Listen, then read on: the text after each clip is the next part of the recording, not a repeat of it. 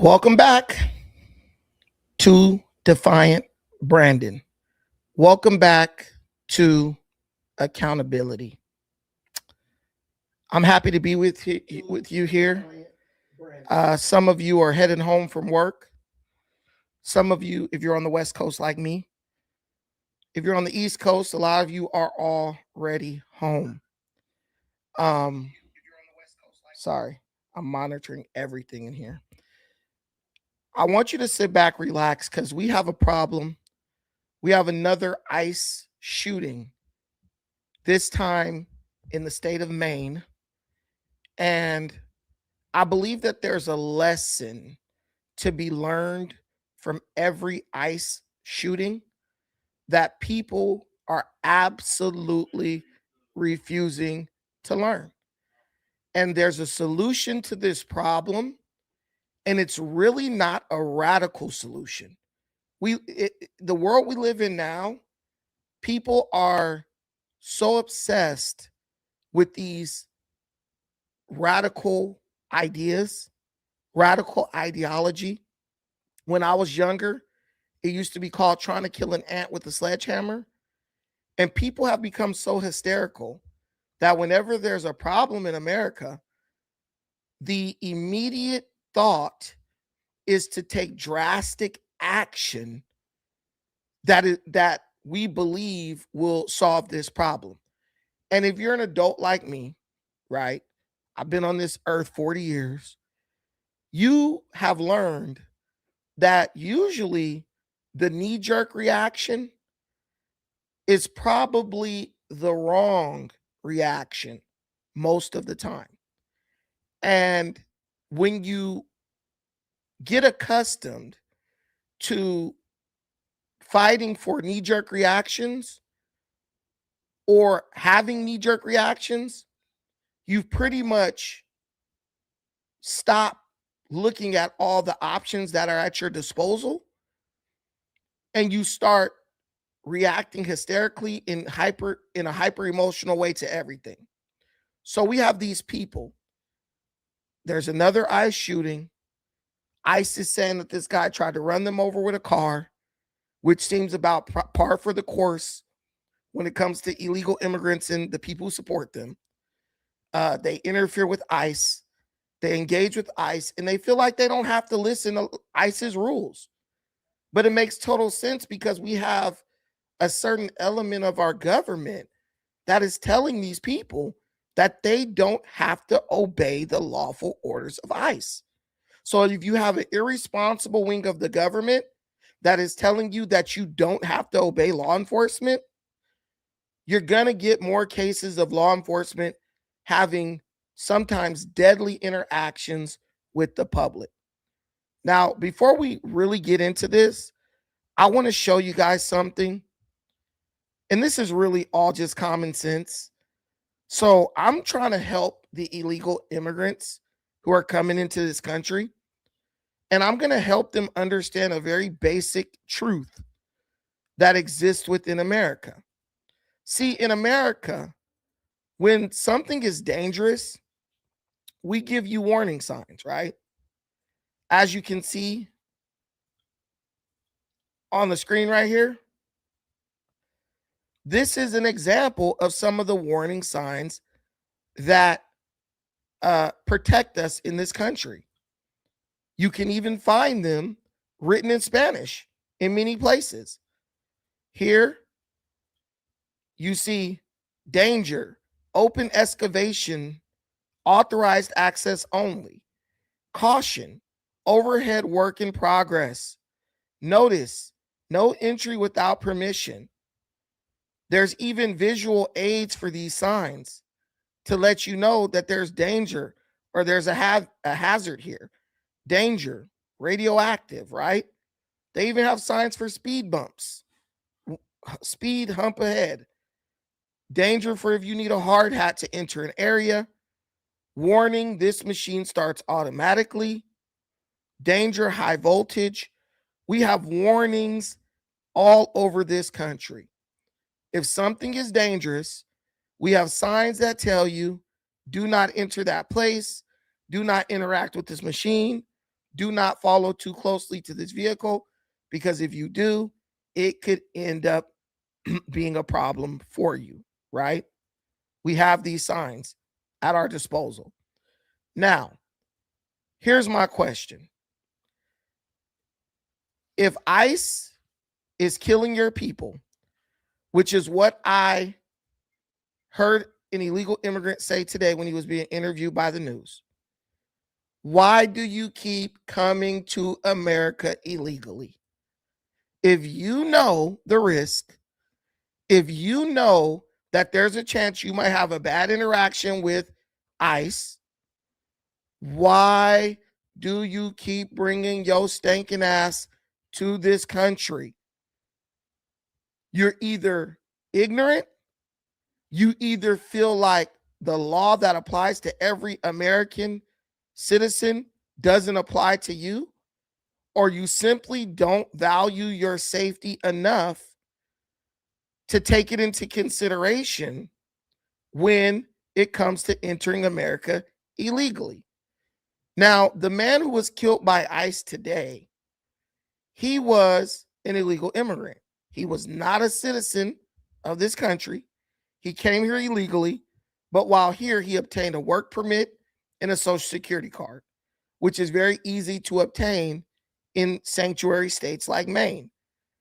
But for all intents and purposes, this man was a criminal in the eyes of the federal law. He was here illegally. He had no right to be here. And when the president politely offered these people money to leave this country, he should have been one of the people who took advantage of that opportunity and left this country immediately. But he did not. Instead, he chose to stay here illegally, and he chose to run the risk that he would come into contact with ICE, which is a federal law enforcement agency. Nothing you say or do is going to change that. He took the risk of disobeying a lawful order that ICE had given him, and it cost him his life. But if an area is dangerous, even a dog knows to stay out. Anybody who wants to avoid danger knows not to enter into a dangerous place. So if America is so dangerous for illegal immigrants, why do they keep coming into the country illegally? If you notice, there hasn't been a single legal immigrant who has been killed by ICE ever. There has not been a single legal immigrant killed by ICE. So this idea that ICE is the Gestapo and they're just running around trying to kill people because that's just what they do is total bullcrap. ICE is doing their job.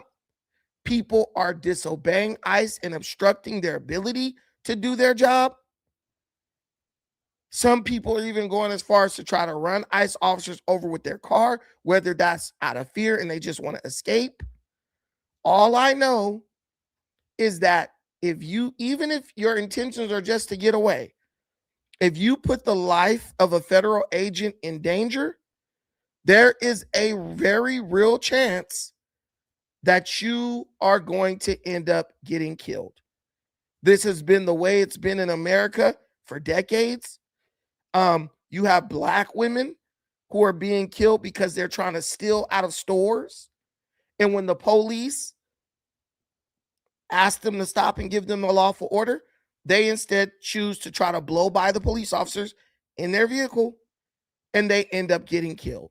No police officer in America is going to go to jail for killing someone who tried to run him over with a car. But what I've noticed is this. A lot of people are in the street fighting for illegals, right? A lot of people are like, it's not fair what's happening to them. But let me tell you this. Why is it that illegal immigrants in America have more rights than American citizens, especially if they're Black?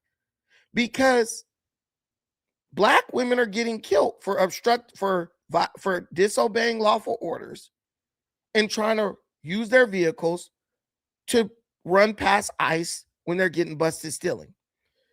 In the state of California, where I live, there is a law that says if you are in the act of committing a crime, right, and you're committing this crime with multiple people,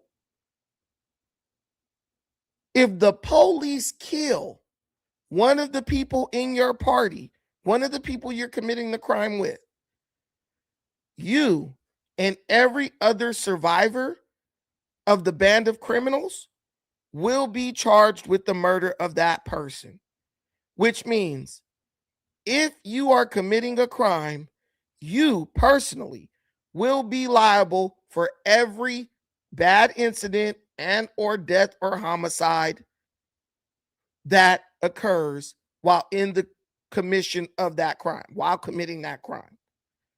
Now, if you're black and you go into a house to rob in Beverly Hills or something in California, and as you and your boys are running out of the house, the police shoot one of you and kill you, you, as one of the criminals, will be charged with the murder of your own friend. There are people right now in prison in many states around this country, right? Because the police killed one of their accomplices in the act of committing a crime. Why the hell doesn't this same logic apply to people who are trying to obstruct ICE? People who are trying to obstruct ICE are literally aiding and abetting criminals. They are literally trying to help criminals continue to break the law, and they are obstructing the law enforcement whose whole job it is to enforce the law from enforcing the law. So if they're killed in the act of doing that, why aren't the illegal immigrants the ones being charged with the death? Listen to me. I know y'all don't want to accept this. I know y'all don't like this. But when you talk about racism is dead, I would say that in this country, this is one of the many ways that covert racism still has a stranglehold on our society. If you're black and you commit a crime and someone gets killed while you're committing the crime, you are held accountable for it. You are held responsible for it. But if you are a criminal illegal migrant and you commit a crime, which is illegally entering into this country, and someone is killed while attempting to help you evade arrest, you're not charged with the crime. ICE is charged with the crime. Think about what I'm saying. And if you do your research and you know about the law, you know that what I'm saying is true. This is why I keep telling law-abiding American citizens, especially black people, stop helping the Democrat Party place you under a two-tier justice system. Stop helping the Democrat Party put you in a system where the rules only apply to you, but they don't apply to other people who are coming into this country illegally. If you are black and you open a restaurant, they will come in with the health inspectors and everything else. And if you're not up to code, they will shut you down.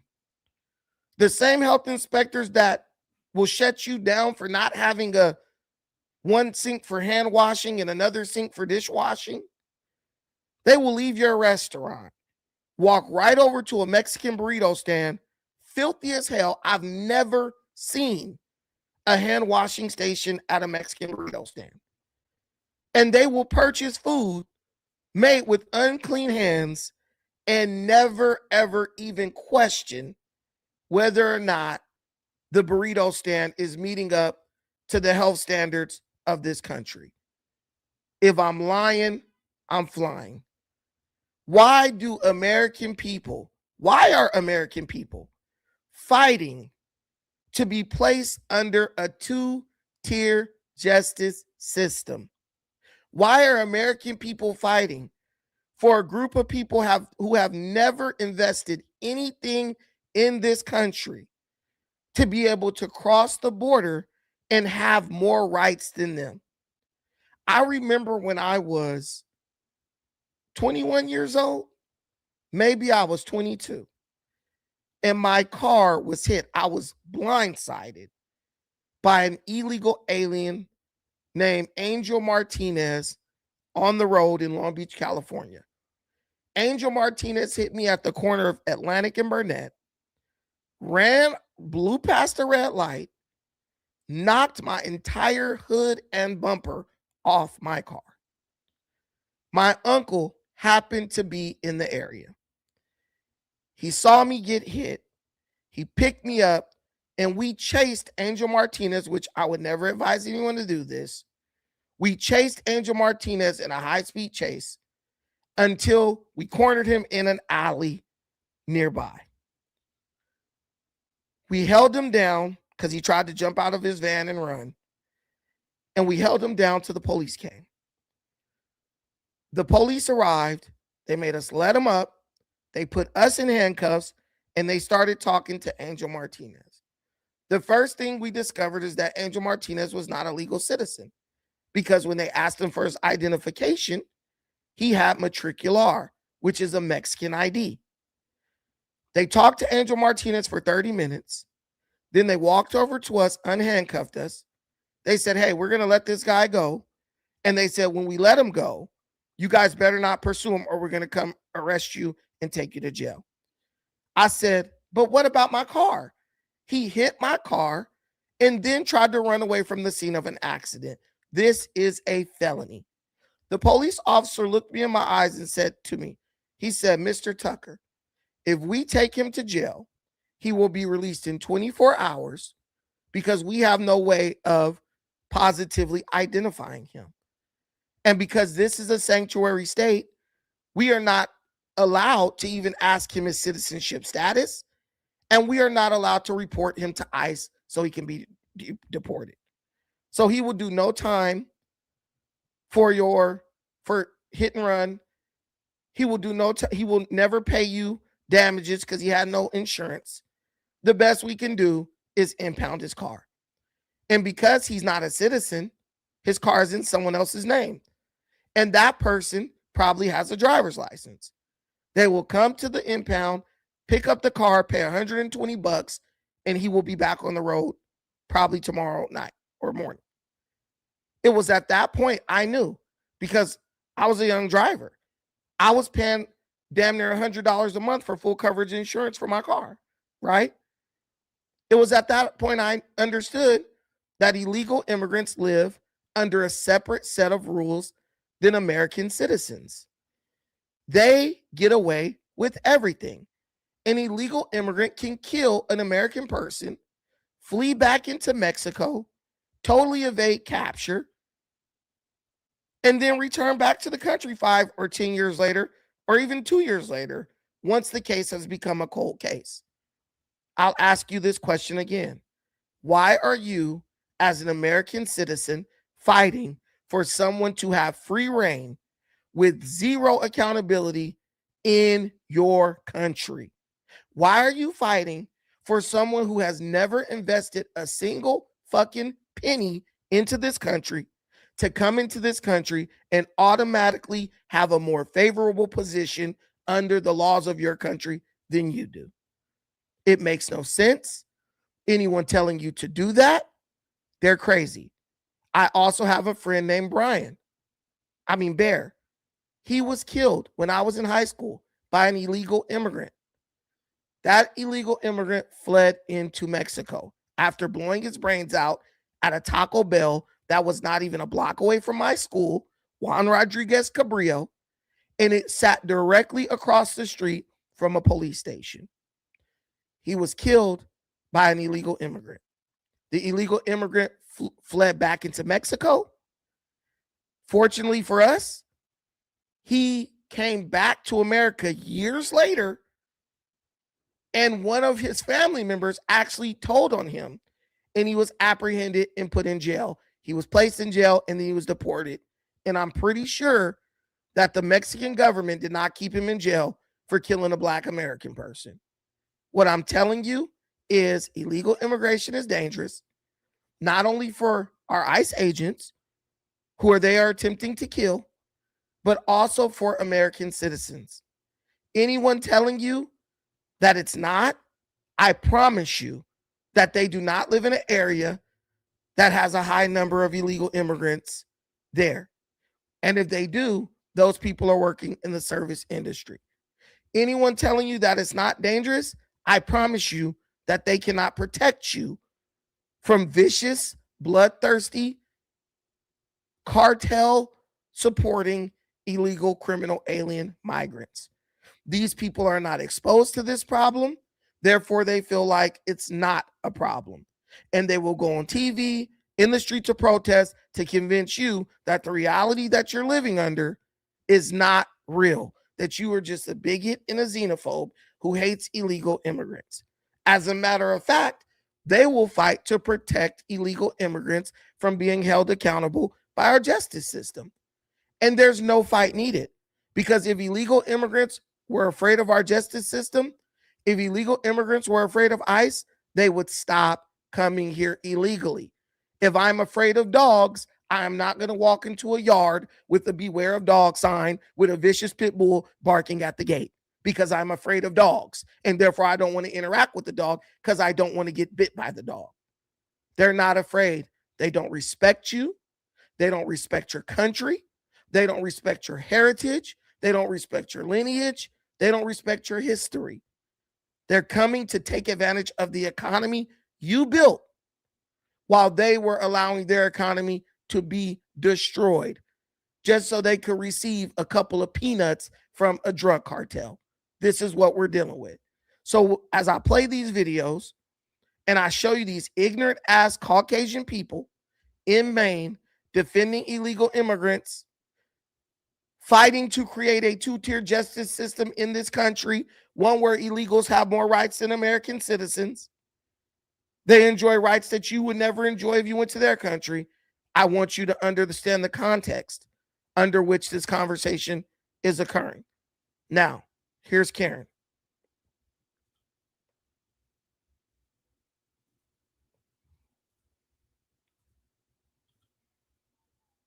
ICE needs to be disbanded. It is unnecessary. It is a relatively new organization.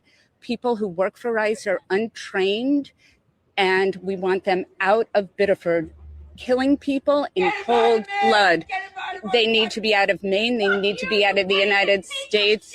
Hey, your fucking mouth. That's my fucking mother. I'll fucking slap your tits off. I'll fucking slap your tits off. Okay, hey, you want equal rights, you're gonna get equal rights. Do it! Fucking do it! You white supremacist piece of shit! Fuck you! Look at you! Fuck you! Fuck you! You all right with it? So here you have liberals who are fighting for illegal immigrants to have more rights than you in your own country. They're fighting against each other. They're literally both there to protect illegal immigrants, and they're getting into it with each other, calling each other white supremacists. The mother is on the camera defending illegals, saying, let's get rid of ICE. If the journalist, right, had sense in his mind, he would say, okay, you want to get rid of ICE, but if you get rid of ICE, who is going to remove illegal people from this country? So if you get a rapist or a gang of cartel members, Tren de Agua or whoever, who would then remove these people from the country? Who would risk their life and limb to get these people out of the country? Not your local PD. They do whatever the corrupt liberal mayor says. So you would just live under lawlessness, like what happened in Aurora, Colorado, where Tren de Agua gang members took over an apartment building. See, these people say things, but if you ask a follow-up question, they end the conversation. And I don't feel good about what's happening with ICE and the illegal immigrants. But what I will never submit to as an American is allowing people who aren't even thinking their ideas through, which is something that even a child can do, to dictate the procedures of this country, the processes of this country. And what I also will not allow is I will not allow myself to be gaslit by a mainstream media that purposely refuses to ask the right questions, the necessary questions to check these people and get these people to understand that all these things that they say they're fighting for, they really have no ideas on how to replace, to even execute these things to keep us safe. Because when my friend got killed or my car got hit, which I could have been killed if the guy T-boned me, that lady wasn't going to come to California from Maine to say this isn't fair and this illegal immigrant needs to be held accountable, because they only care if the news and the media tell them to care. This woman doesn't care about the women who were sex trafficked across the border and were on whole strolls all over America, who were placed there by Trinidad Agua gang members. She doesn't care about them because they're in America. And to these people, if you are an American citizen, you don't matter. You don't matter. You're fortunate because you were born in America. So if you get slaughtered, she couldn't even name one person who's been killed by illegal immigrants. She couldn't even name one person who's been trafficked by Trinidad gang members. She couldn't even name one child of the 300,000 children who were lost under the Biden administration in sex traffic. She doesn't care. She doesn't even care about this situation. She's just been programmed by mainstream media and told to go get in the street because someone killed an illegal immigrant. What is your problem? What is your problem? Are you okay with innocent people being shot? You're shooting people in the street. I know that. She's here protesting with you. I'd rather stay You inside. want Come out on. of here, right? What are we doing? You're on your side. They're legal. I want you out of here. These people are ignorant. They agree on the issue, but they're still arguing, and she's just mindlessly droning on. Do you think these people are capable of rational and critical thinking? Just this exchange here shows you that these people aren't even listening to what's really going on. They're fighting each other, yet they're trying to tell us that they know what's best for our country. I don't believe it at all. She's on your side. She's been here protesting. What? I hope you come and join us at the demonstration at noon at Mechanics Park. Okay, so someone in the audience is saying this, and shout out to everybody in the audience. I hope you stay with me for the long haul. Hit the like button. We have 35 people in here. We should have 35 likes. Let's hit the like button. So Craig whistled, said, yes, I'm willing to hear rational and logical proposal, but otherwise things are just going to stay the same. Well, what we had in place, which helped Obama deport millions of illegal immigrants in a relatively short amount of time, we had a law that said when illegal immigrants are arrested for committing a crime, those illegal immigrants were not released back into the regular population. Those illegal immigrants were surrendered over to ICE. So all ICE had to do was come to the jail, pick them up, and then they could be deported. What you had was criminal state governments went against the federal government and said, well, we're not going to honor that law. We're not going to enforce that law.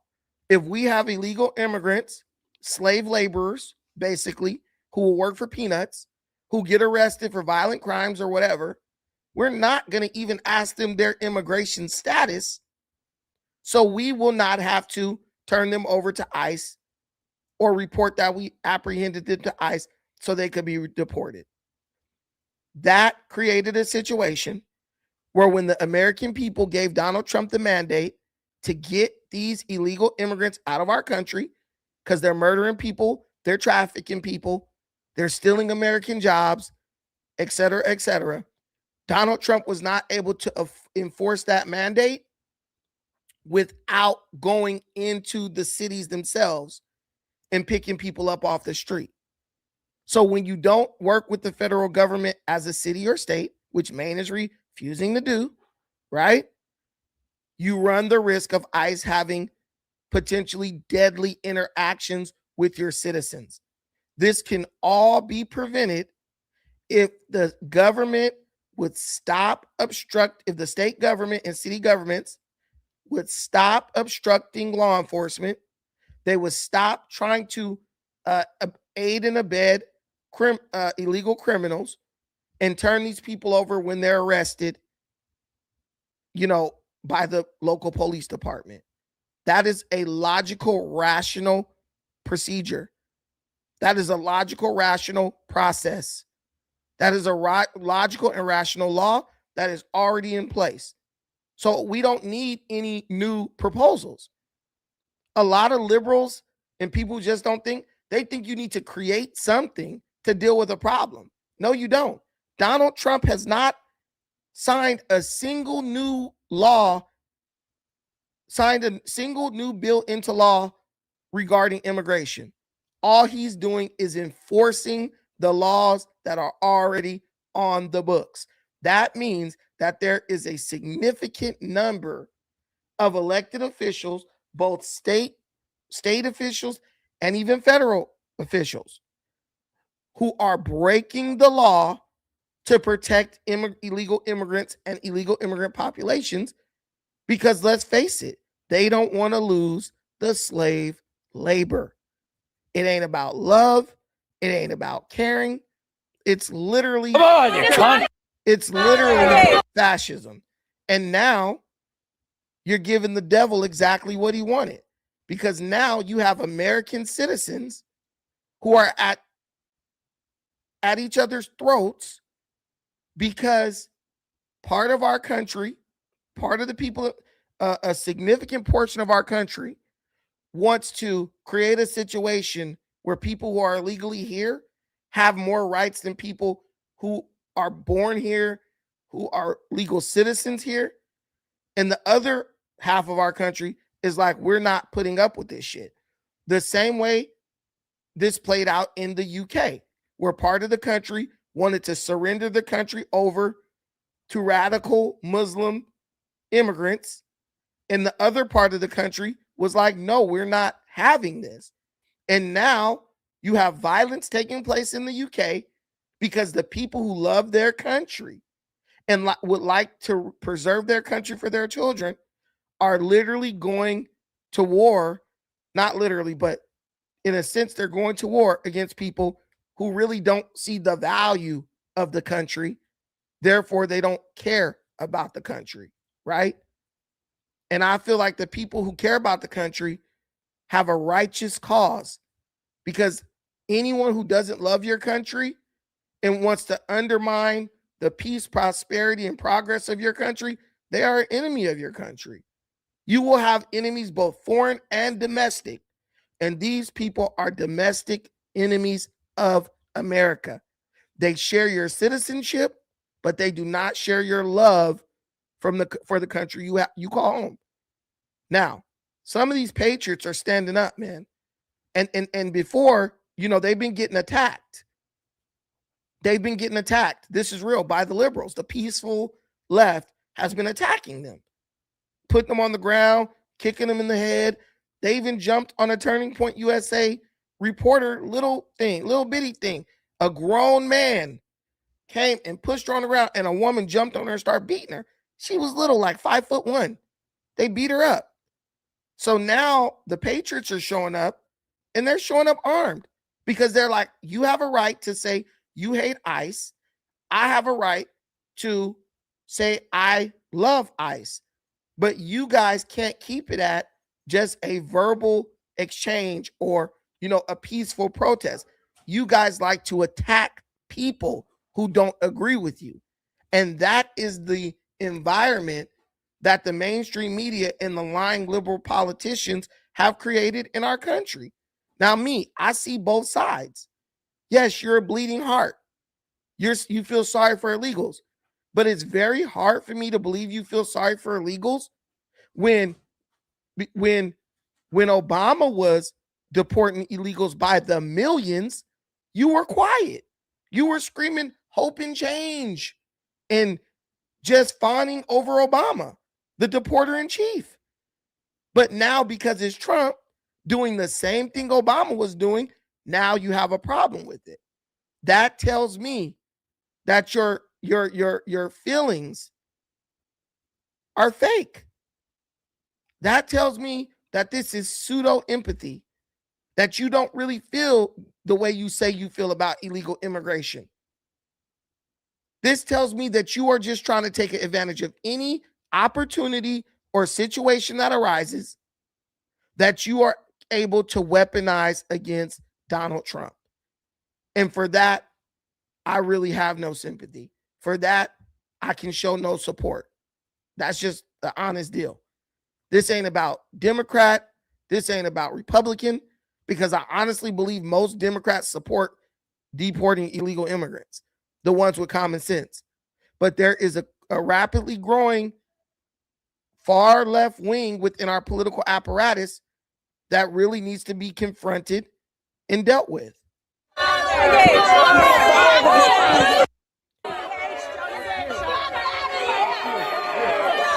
Now, all this is legal. Him flipping him off, him recording him, this is all fine.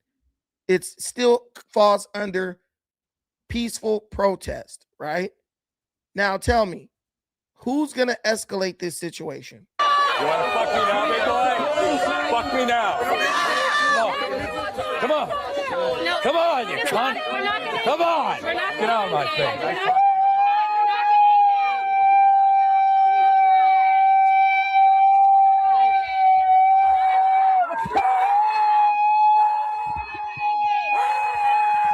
Now, to me, it just looks like this guy's antagonizing them.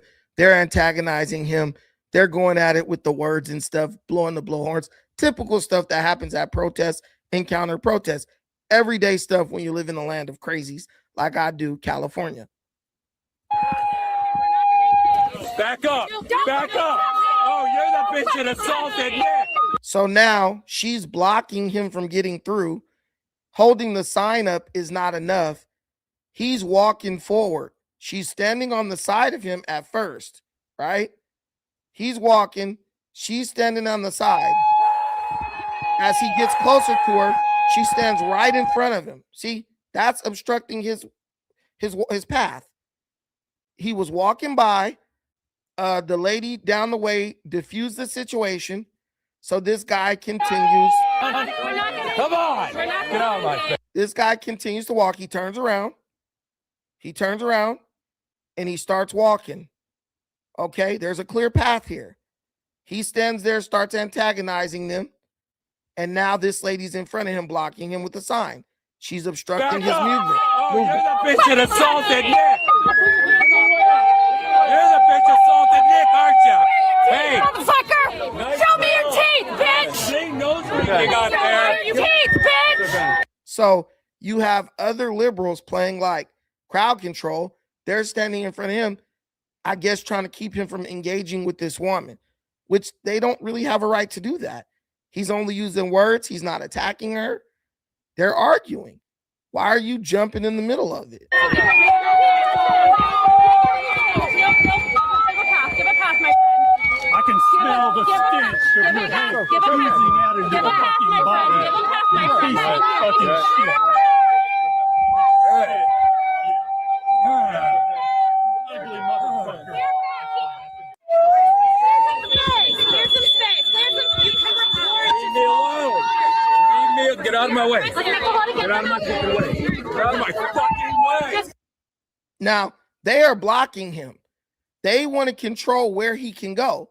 You cannot block his movement. That's literally this kidnapping that they're saying that ICE is doing, because they feel like, oh, this is our protest, so we can control what you do. No, a protest takes place in public. So if you go to a public place to protest, the public has access to your protest. And the rules, Come on. the rules that exist for the public still exist, even though you're doing a protest. Clear attack. Clear attack. Now look, Let go. so it looks like he's surrounded and someone grabs his camera. if what I'm seeing, if you're seeing what I'm seeing, it looks like he gets surrounded and someone grabs his camera. Now, let me tell you something. You're not dealing with a group of sane people here. You're dealing with a group of hyper emotional people who have been gaslit by mainstream media, social media, radical leftist organizations like the Democrat Socialists of America, Antifa, etc. Muslims, radical Muslims. These people have been gaslit via their phones and in social media. These people have been gaslit to the point where they're trying to kill the president. These people have been gaslit to the point where they're throwing bombs into crowds of people in New York. Donald Trump, they've attempted to assassinate this dude like 3 or 4 times already. I'll ask you a question. How many times did a right-wing racist try to kill Barack Obama? 0 times. 0 times. A Mexican-American liberal man plotted to kill Obama because he was deporting illegal immigrants by the millions. So they keep telling you, oh, the right, if you just look at this objectively, they keep telling you that the right is violent. But the only group that continues trying to assassinate people, kill Charlie Kirk, etc., is the left. If you are an independent voter,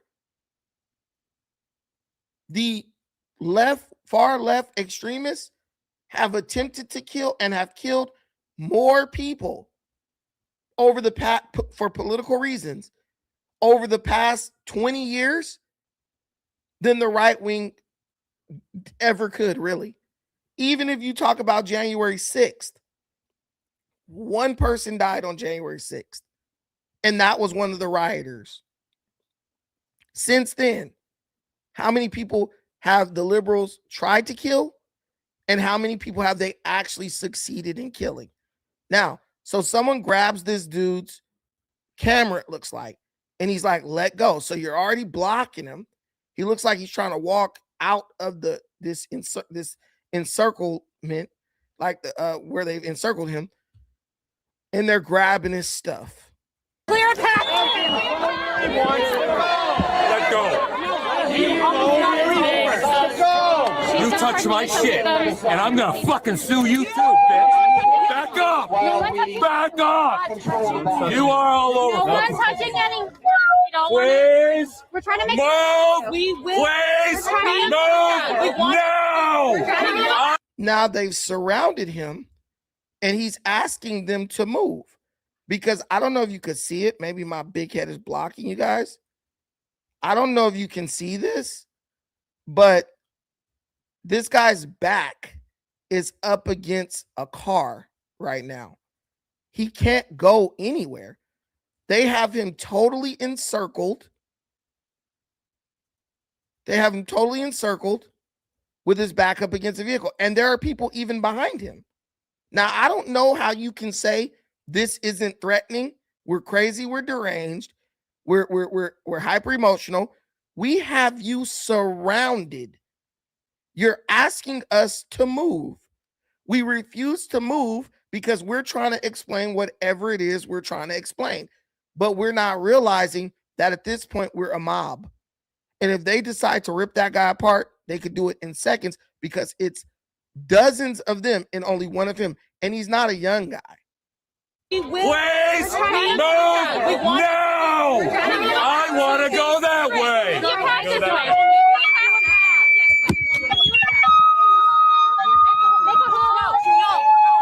She's grabbing him. Now she's grabbing him. She's grabbing him. Let go of me. How are you guys restricting this guy's movement? If he wants to go right and then go left, he wants to go behind, he can do that. Why are these people surrounding him, telling him that in America, if you don't agree with me, you can't move freely? That's what they're saying. In America, if you don't agree with what we believe, you do not have the right to freedom of movement. Every last one of these people should have been arrested, but the police will stand there and act like they don't see what's happening. They'll stand there and act like they don't see what's happening. Then if he does something to protect himself, he's the bad guy. Then we don't want you to get hurt. We don't want you to get hurt. This is nothing. So we want you to go away from the crowd because we don't want you to get hurt.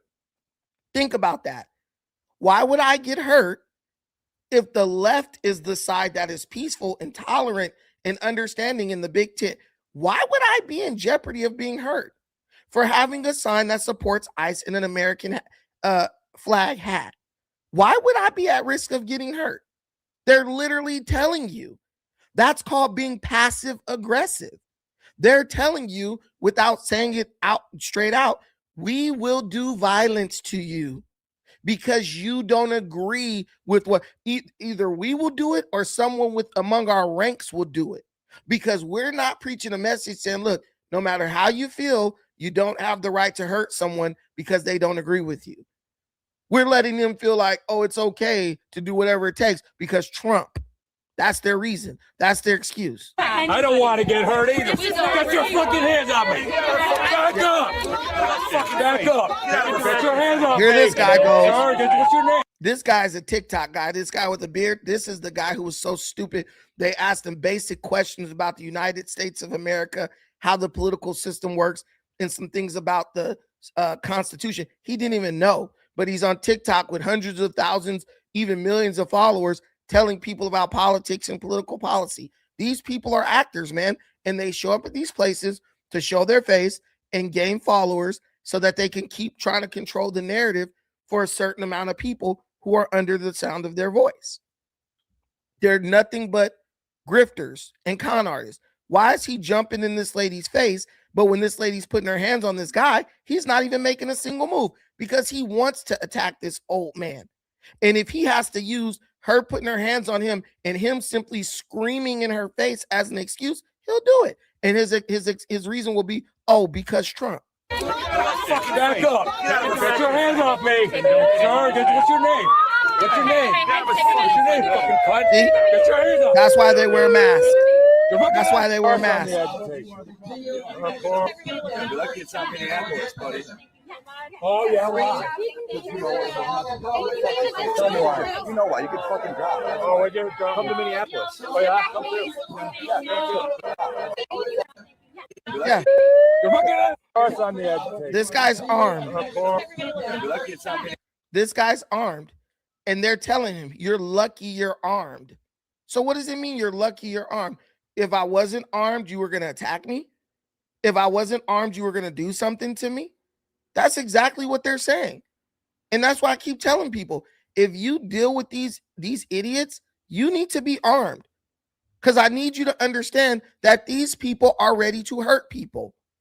These people don't care about your rights. Their feelings, in their mind, their feelings override your rights as a citizen.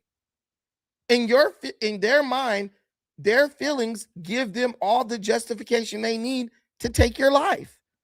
That's how it is with these people. They don't care. But he was smart. That's probably the only thing that kept him alive or kept him from getting brutally hurt. Oh, yeah, why? Tell me why. You know why. You could fucking drive. Oh, I get come to Minneapolis. Oh, yeah, come through. I see nothing wrong with this man, what this man is doing. They're protesting. He's Get out of my face. Kiss me, motherfucker! Answer my question. Kiss me! Answer my Just question. don't use tongue. My wife will say I'm Answer cheating. my question. What? How come people have been ICE was not justified. Answer no. ICE out now. Wrong. Second question. Yeah. White people have been touching me since I entered the crowd. You've been pushing. Non-stop. Anybody saw him pushing people? Thank you. We got video now. Newton's second law of physics says any action will have an equal and opposite reaction. Push me, I push you back. Oh. You got it? So if you don't want violence, calm the fuck down. Who showed up? This guy to me is calm. This old man isn't doing anything but agitating, which is the exact same thing they're doing. He hasn't put his hand on anybody. He hasn't hit anyone. And I feel like there were several moments where he would have been justified. Guys, if you don't agree with me, here goes the link. You could come up and argue with me all you want to. You're not going to be right, because the things I'm saying rest on a few principles. No one is above the law in America. and all laws in America should be enforced equally for all people. If you come into the country illegally, you committed a crime, which is subject to deportation. Donald Trump is enforcing that law. You're mad. You may be angry because you don't like the law. You may be angry because the TV told you that the law doesn't matter and it doesn't count. But unfortunately, the TV lied to you. And instead of going to do your own research so you wouldn't fall for, the stupidity, you choose to become hyper emotional and run to the streets without a leg to stand on. Because right now, the person saying, protect ICE, defend ICE, I love ICE, he's in the right. The people who's this idiot right here to the left side, he's saying no, illegal immigrants should have a separate set of laws. They should have rights that regular American citizens don't enjoy. When the police tell them stop the vehicle and pull them over, they don't have to do it. They can just run the cops over. Or if it's someone protesting on behalf of illegals, they should be able to just run cops over because they feel scared.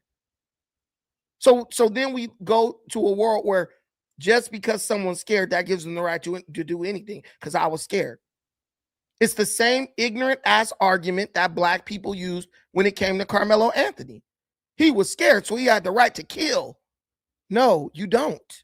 You don't. I'm not going to defend it when Carmelo Anthony does it, and I'm not going to defend it when Renee Nicole Good does it. I'm not going to defend it when this guy does it, this Mexican guy who was killed. I'm not going to defend it when he does it either.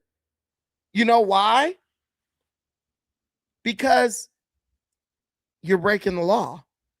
And even if you're not breaking the law and law enforcement gives you, and gives you a lawful order, you have to follow that order. You don't get to decide, you don't get to decide, I'm not going to follow the lawful order today. You don't get to do that. You don't. And you get to be held accountable, right? These people, in my opinion, are wasting their time. Their state government knows that they're wasting their time. You know why?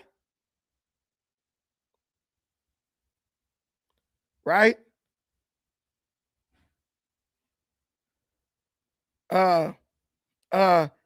They're wasting their time because unless you're ready to say all the laws don't count and certain people have to follow the law and others do not, guess what? You don't have a leg to stand on. You don't have a leg to stand on. So I want to play this video because this guy, actually, let me go here.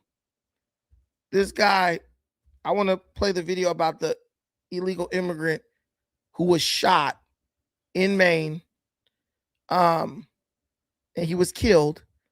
And ICE agents are saying he tried to hit them with his car. So we can start here.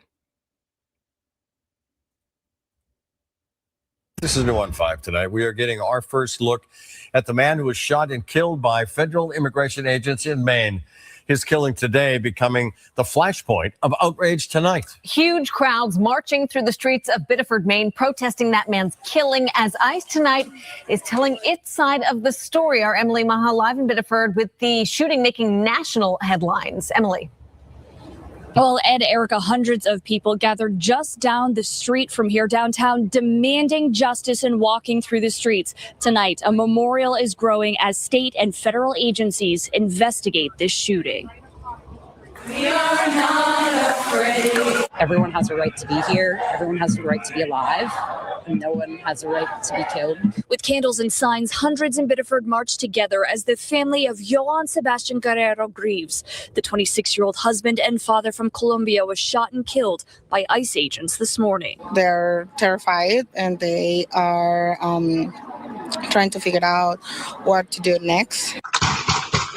I just heard really loud bangs and I kind of looked out the window and here we go with tons of cops. New video shows the moment a white car is going in circles in the intersection as agents walk over. All of a sudden, all these plainclothes, vested men started running down the street, abandoning their cars kind of everywhere. Maine Senator Angus King says the Secretary of Homeland Security told him the man shot by ICE was not their target. Immigration advocates. Now, even in the language, you kind of see that these people have already practiced, or they have an idea of like what they're going to say to try to take the validity of ICE away.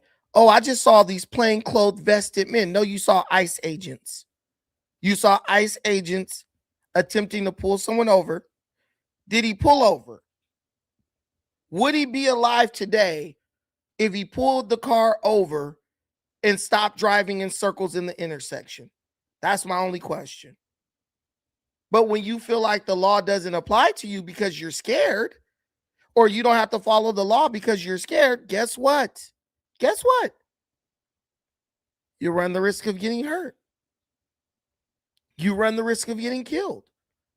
When you get a driver's license, which I don't even know if you had one, part of that, you actually agree to follow all laws associated with driving.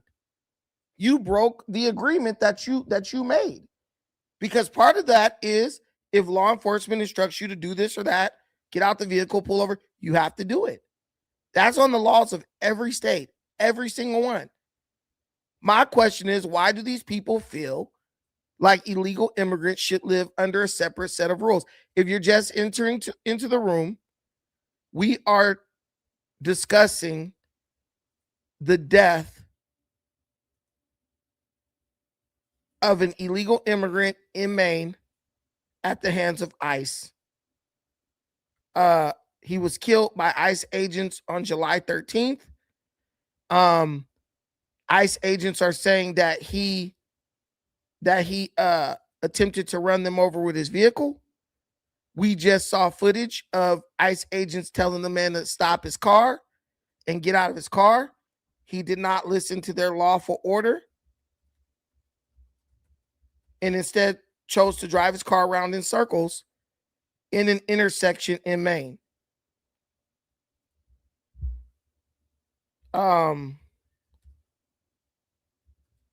Now we have Americans in the streets protesting so that Johann Sebastian Duran Guerrero and other illegal Hispanic immigrants can live under a separate set of laws than regular Americans, everyday Americans. Say he was authorized to work in the U.S. and had a social security number. But in a statement, DHS says it was conducting surveillance, saying a car left the residence, but when the driver didn't stop, an officer started shooting, fearing for public safety. Liberation moving.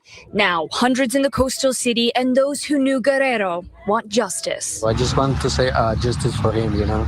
Yeah. He was not a bad person. He was a good guy, you know. At this point, the name of the officer who fired those shots has not yet been released. We do know he has been placed on leave. Live in Biddeford, Maine, Emily Maha, WCVB News Center 5. So we have another question. We have another statement that, in my opinion, boggles the mind. It matters with Trump and this administration. Don't pretend like you don't know exactly what this White House is doing. Now, as all of you who have been here witnessed, I gave people the opportunity to come up here and talk to me. None of these people clicked that link, because what I'm starting to learn about some of these people, they really don't know how to explain how they feel, because their feelings are not genuine. Their feelings are they are being told what to feel. And when you're feeling something when you're feeling a way because you're being told to feel that way, you really cannot explain why you feel that way. So what Karma is saying, and I'll give Karma the link again. So if he or she wants to come up here and defend themselves, they can. It's in the comments. Click it. It'll bring you right up to where I am. It matters with Trump and his administration. So what Karma is saying is the only reason the law shouldn't apply to illegals is because Trump is in office. So when Obama was in office, Karma didn't care what happened with ICE and the deportation of illegal immigrants. This person just admitted that their feelings are not dictated by, their true emotions. Their feelings are dictated by who's in office. Their feelings change based on who's the president. Me personally, I wouldn't care if it was Obama or Biden. There were some black people. I'm black. There were some black people who thought that because Barack Obama became president, the rules no longer applied to black folks. Those black folks were in for a rude awakening when they woke up the next morning and you still had to drive the speed limit. When they woke up the next morning and you still had to go to work the next day and take your kids to school and you still couldn't run red lights and you still had to pay for things before you walked out of the store. Only a fool walks around with a mindset that tells them that the rules only apply, the laws are only valid if you agree with who's in the White House. More people voted for Donald Trump than Kamala Harris. So that means the majority of voting Americans wanted him to be in office. That's called democracy. But you don't believe in democracy unless the person you like wins. I could see good things that Joe Biden did. I really like the CHIPS Act. I really think Trump is an asshole for basically dismantling it. I think Trump has made a huge mistake in Iran. I think he should have just finished Iran off instead of keep trying to, we're going to give him an opportunity to make the deal. He's not perfect. He makes a lot of dumbass decisions that are criticized by people on the left and the right. But what has to remain for this to remain a nation is the law. That is why the president is gone every 4 or 8 years, but the Constitution is forever. When people allow who's president to determine whether or not they love their own country and to determine whether they feel the laws of their land should be followed, those people are either just dumb, they're ignorant, or they don't value their country. This guy was illegally here. This guy tried to kill another American citizen with a vehicle, and he was killed. I think what ICE did is very fair because they did not discriminate against him because he was an illegal immigrant. They shot Renee Good's ass, and she was a citizen trying to run a ICE agent over with a car, and they shot Johan's ass because he was an illegal immigrant trying to run an ICE agent over with the car. That's consistency to me. The law applies to every person. And when you really think about it, what these people are asking is for there to be a 2-tier system of justice. One for illegal immigrants and one for American citizens. And in many ways, as I explained with my story earlier, that is the case. In many ways, that is the case. Because if you don't have a valid ID and you're not a citizen of this country, you can do all types of crime, flee into your country, stay over there, and just come back in a year or two when the case goes cold. I'm just saying. Do I support ICE? Yes, I do. I think ICE keeps us safe. The threats that, trust me, the threats that you face from South America, Haiti, Iran, and all these places are far greater. They are far greater than the threat that you think ICE poses. ICE killed 11 people. Every last one of those people was doing something to endanger the lives of members of ICE. Oh, it applies to Trump 100%. If you could tell me a crime that Trump committed, I'll tell you if Trump should go to jail. But Trump has been tried for crimes. But when they tried Trump for the crime, for whatever reason, either the judge, makes a ruling where Trump doesn't go to jail, like with the 34 felonies. If Trump committed 34 felonies, why didn't he get put in jail? Why? What crime has he committed? Oh, the Epstein files. We don't have proof that Trump did anything. Well, he should have released them. I mean, he should, but he didn't.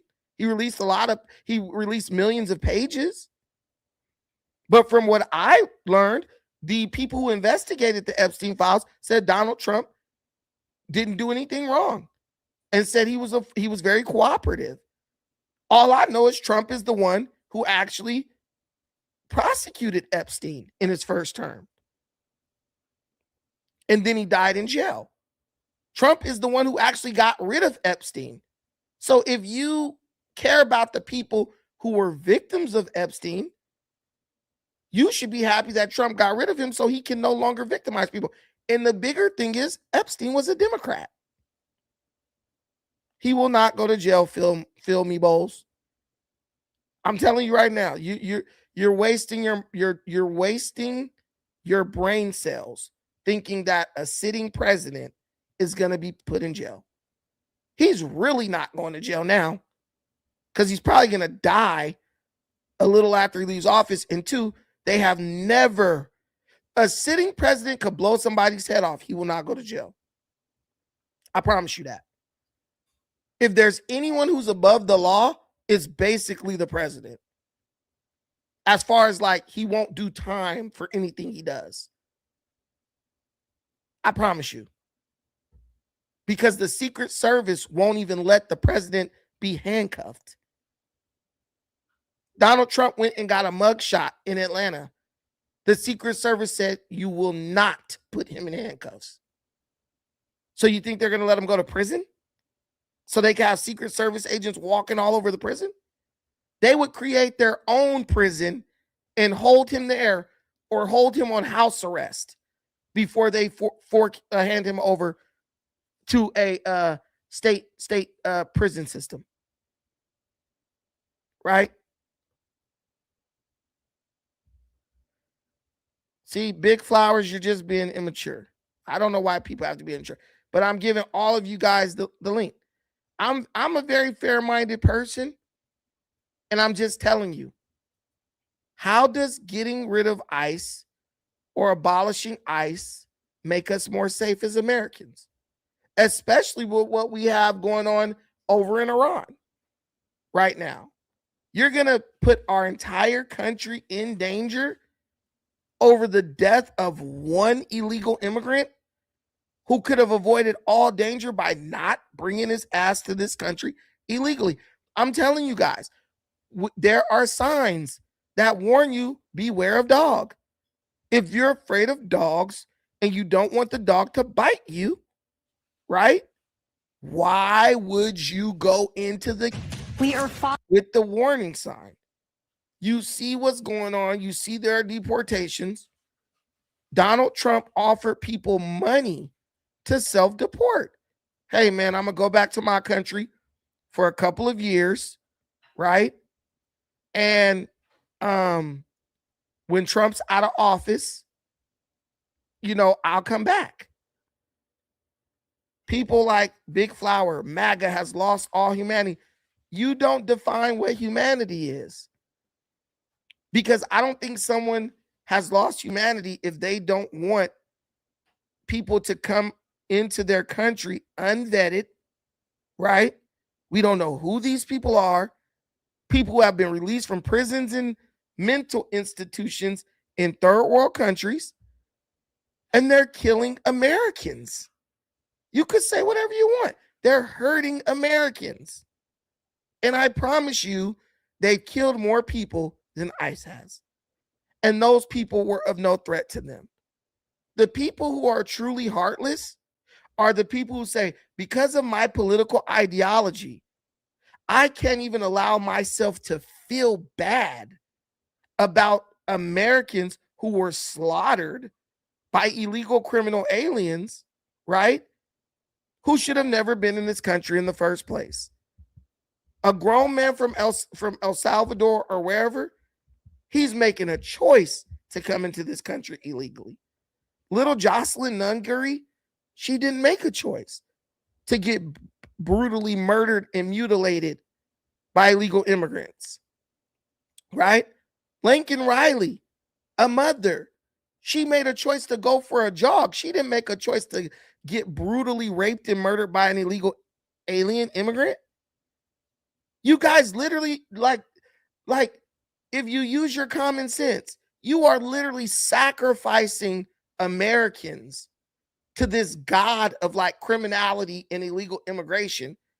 And you can't even like step back, step outside of yourself to see that.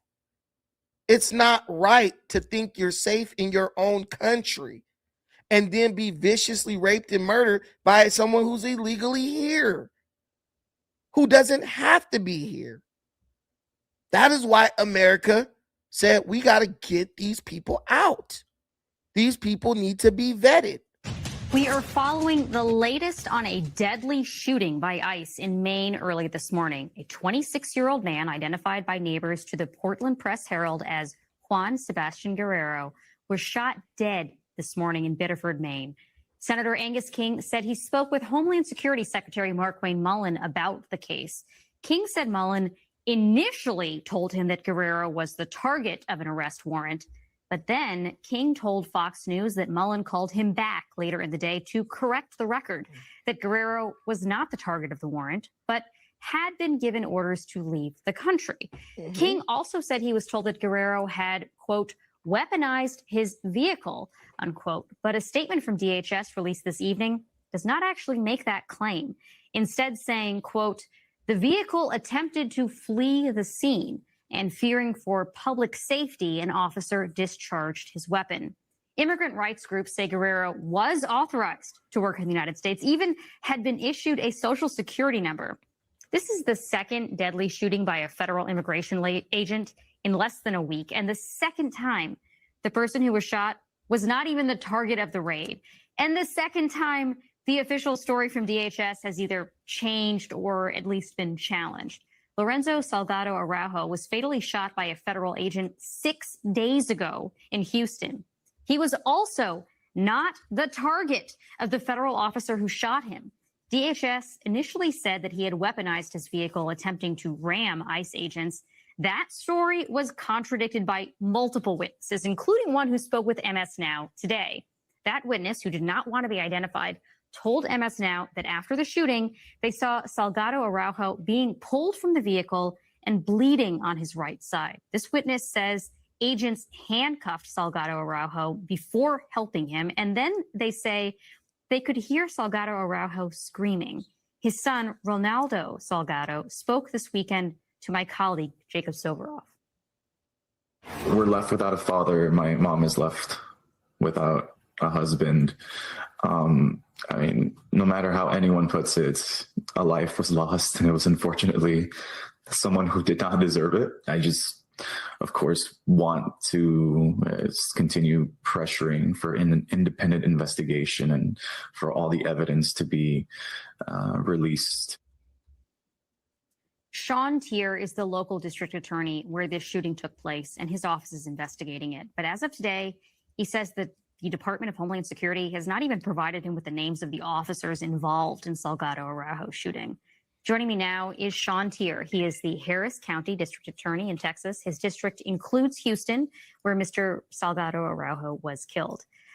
Thanks so much for joining me. You have said that the federal government has not cooperated with your office, and you're seeking funding for an independent investigation. What can you share with us about this status of that investigation at this point? Yeah. So, Catherine, thank you for having me. This is an incredibly important story right now. We have issued almost this story is not really important. It's really not. This is gaslighting. Even the way the woman positioned, like even the way she presented the story, she was trying to gaslight you. I looked up what's going on with this final order to leave. And I found out the facts behind it, and the way they are positioning this story, the way they're communicating with you is like this. He was given a final order leave, but he had a valid work permit. Well, here's the thing. In the context of Joan Guerrero, let me see. Let me share this instead. In the context of Johan Guerrero, the conflicting reports regarding Guerrero's highlight this complexity. While DHS asserts he had a final order, which would normally preclude work authorization unless an exception applied, his family claims he held a valid work permit issued in May of last year. Now, Guerrero entered the country in 2023, right? May of 2025 was immediately following the Biden administration leaving office and the Trump administration coming in. As soon as Trump came into office, the United States issued thousands of orders to self-deport, get out the country, right? So if you just look at the timeline, it's very clear that Guerrero was told to leave after he had the work permit.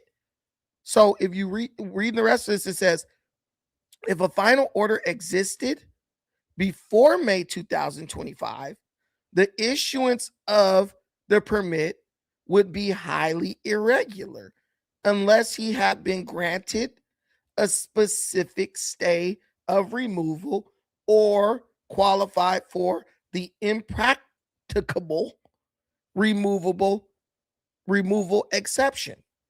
Conversely, if the order came after the permit was issued, the permit would remain technically valid until the expiration, even though he was simultaneously under a deportation order, right? So what it's looking like is he was given the permit. He was ordered to leave, right? It looks like he was ordered to leave after he received the work permit. Well, we don't really know. That's what we're trying to figure out. We're trying to get the date of the order to leave. But it's highly unlikely that he was given the work permit before being ordered to leave. That's the point I'm getting at. If you had been ordered to leave, then for whatever reason you later were given a work permit, which I think could have been spillover from Biden, you have to leave until this is sorted out, right? But we need to get the dates because we don't even know if he really had the work permit. The family is just saying, right? He had a work permit, right? That's what his family is saying. That's just a claim. We don't even know if that's true. His family claims he held a valid work permit issued in May of 2025. Well, from where I'm sitting, you can get a work permit. We don't know how long it was for. Could have been a year. Could have went from May 2025 to May 2026. And then it was like, you got to go. But if the final order existed before May 2025, the issuance of a permit would be highly irregular, right? So we don't know. But now the family's claim of he had a work permit, that's going to be presented as a fact, right? That's going to be presented as a fact because the way the American people's mind works is if this guy didn't have a lawful, order to remain here, it's like he shouldn't have been breaking the law. If he wasn't here illegally, he would have never got killed. That's basically, but the media is going to withhold that information. They're going to prop up this claim by the family that he had a work permit because that allows them to keep running this story like ICE, racist ICE Gestapo murdered this migrant who had a work permit to be here in the United States lawfully. That's it. No, why would I talk? Look, talk about the you guys, if you guys contribute to the stream, I'll talk about whatever you want, but we're on this right now. But I will say this to this. The Affordable Care Act was a failure. Even Democrats. This is what I want to talk about. The deadline for the Affordable Care Act, where it would end, was voted in by Democrats. Understand that. The deadline to end the Affordable Care Act was voted into law by Democrats. Once the deadline came up, Democrats saw that they could weaponize their decision that they made under Biden. They saw that they could weaponize that against Trump.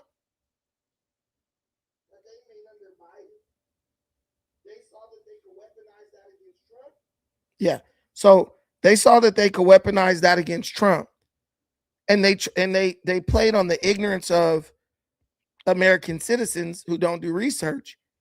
And they basically tried to come at Trump and the Republicans for actually attempting to honor a deadline that they voted into law. That's what I'll say about the Affordable Care Act. A lot of this stuff, people are getting angry because they don't really know the details of the situation. And when I was young, I was the same way. But I got older and I grew up and I learned maturity. And when you learn maturity, that tells you that, hey, before you get angry, you need to know the facts, the ins and outs of the situation, not just a knee-jerk reaction that's going to lead to an undesirable outcome, ultimately. We can't have that, right? So, yeah, we talked about it. But as far as this case goes with this guy getting killed, you know, you got these people doing the typical dog and pony show. They're out here fighting in the street, trying to fight people. They're running all over the place in Maine. And nobody's addressing the elephant in the room. If you are afraid of America and ICE, why do you keep coming into the country illegally? That is the biggest question. Why? We want an opportunity. You can't take advantage of any opportunity if you are dead. Another fact, host, Texas data is showing undocumented immigrants are 26% less likely to be convicted of homicide than native-born American men. Well, yeah, there's more American men here. And on top of that, how can you get convicted of homicide when you just kill and go back across the border and you're never caught? This is what you guys don't get. You can throw statistics out all day. What keeps an illegal immigrant from blowing my head off right now in my own house, leaving the house, getting in his car, and just driving back across the Mexican border? Nothing.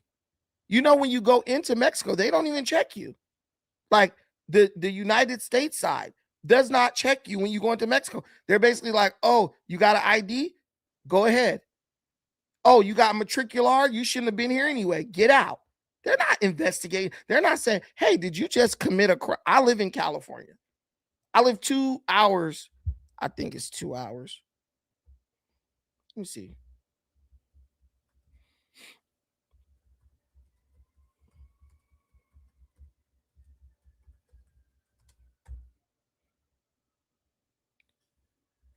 Where I live 129 miles away from the Mexican border. I live 129 miles away from the Mexican border. An illegal immigrant could kill you and be back in Mexico by the time for to have dinner at 8:30. It's 6:09 here. So why is this? Oh, 26% less likely. Dude, that means nothing. You know how many of these people kill people and just go back into their country and then just come back in with a coyote a year later? Because when you can't find the person, when you don't have fingerprints or anything else, the case is a cold case. No face, no case. The reason they catch Americans is because we don't have anywhere to run to. We have to stay here and try to evade the law. Because if we go anywhere else, our time there is very limited. We can only stay there as long as our visa allows. 3 months, maybe 5 years if you're lucky, right?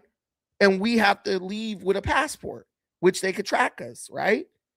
So, like I told you, these people are above the law. So our statistics don't even apply to them. They come, they do what they got to do, and then they go back. Or they come, work, live in heavily immigrant populated areas. And if you live in LA, the cops are Hispanic and the immigrants are Hispanic. So the cops feel sympathy for them. For many of them, they are the children of immigrants. So the law is not enforced. Plus, LA is a sanctuary city. Plus, California is a sanctuary state. So the law just gets broken, and you get left picking up the pieces.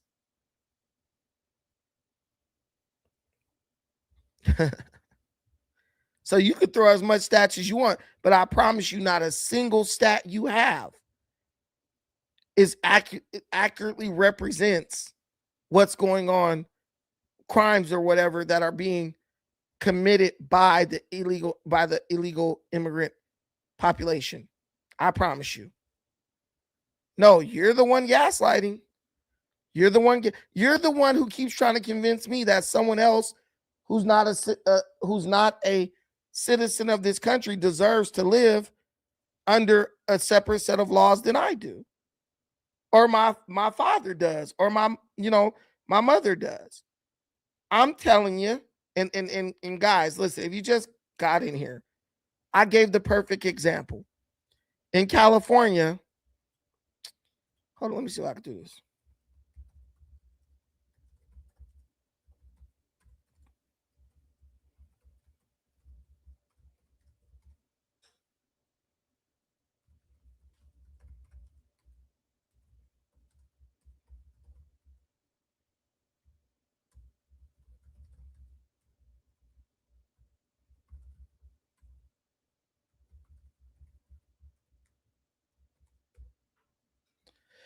Okay, so yeah, right here.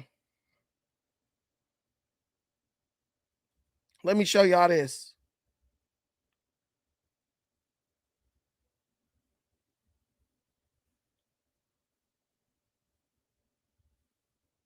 Hold on.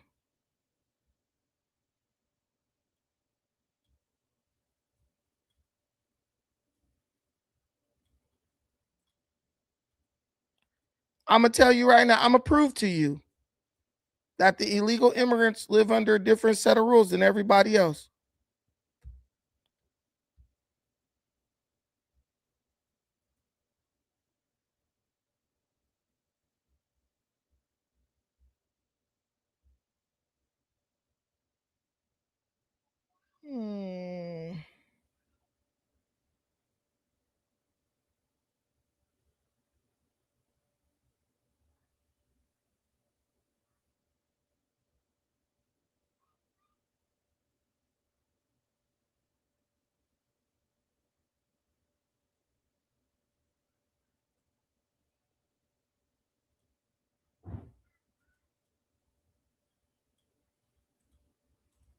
Hold on, I'm trying to give you this.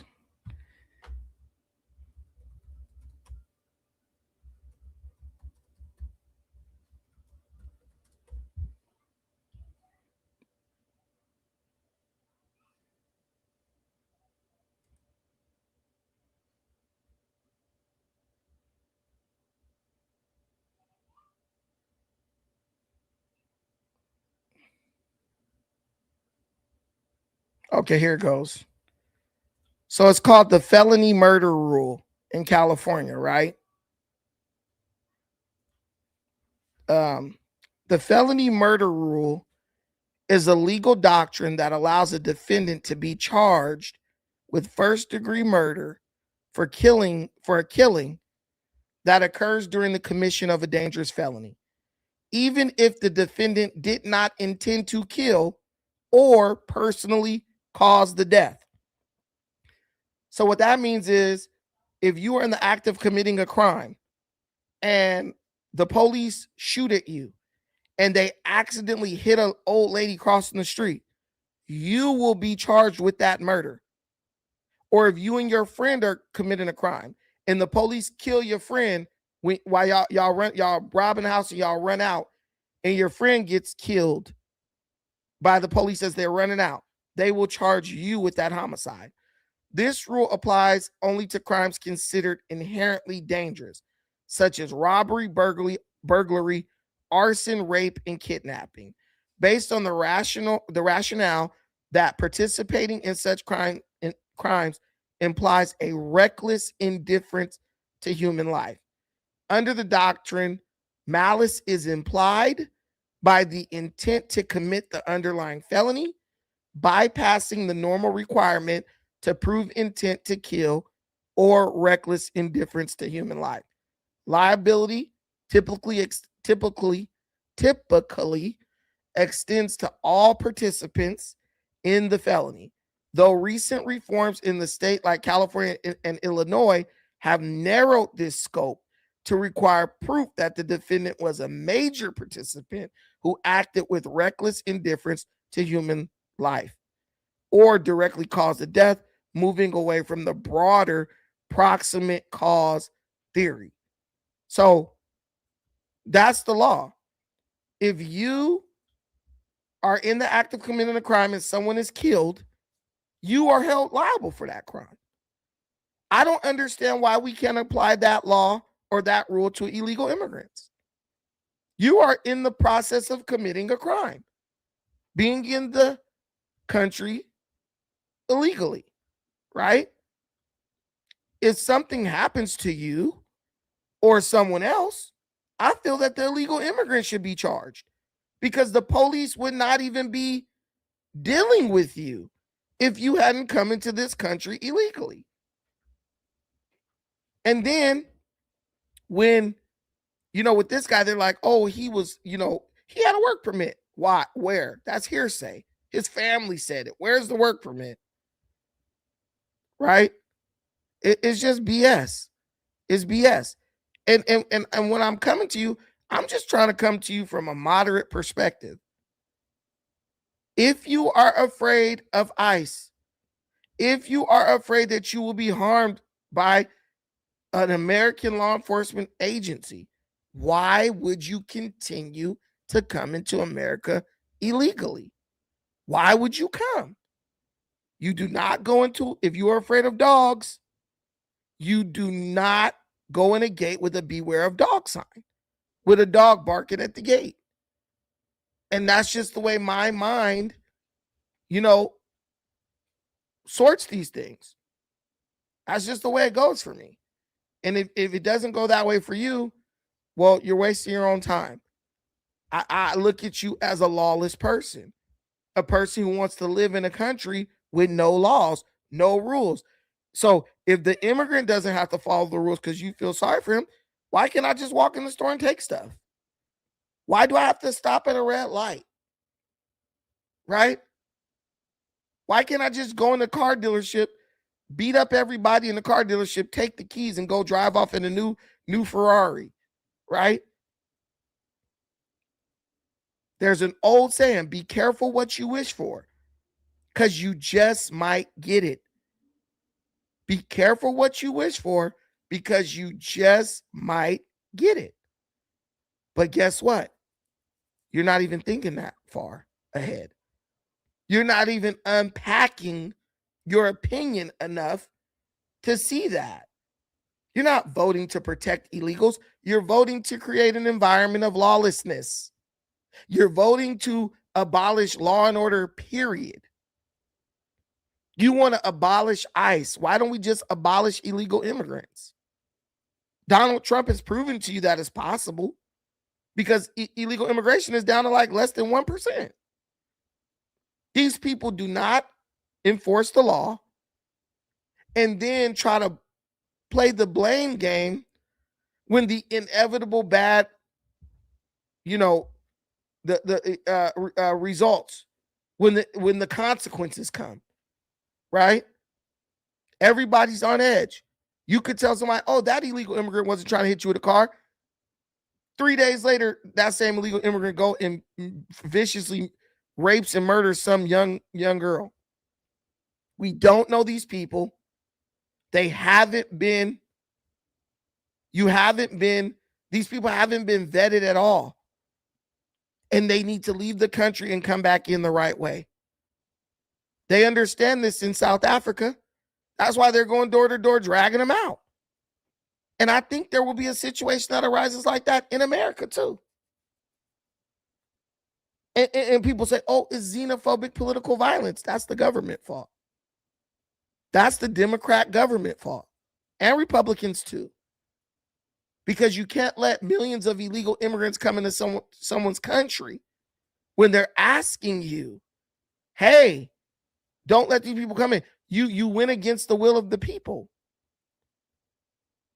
And if you had enforced the law the way it was intended to be enforced, you wouldn't be dealing with any of this. But you can't demonize Trump because Trump is doing what the American people have wanted done for decades. 90% of Americans support the SAVE Act. That's telling you something. 90% of Americans do not want illegal immigrants and people with no citizenship to be having a say in our elections. 90% of Americans. Why they won't pass the SAVE Act? You guys could talk about ICE, deport ICE, deport ICE. Bro, they just gave ICE $70 billion. They just gave ICE $70 billion. Yo, what up, 3 man? Hey, what's up, Playboy? Another Can you day. hear me? Yes, sir. Oh, I'm just trying to get this stack on so it will stop bouncing around.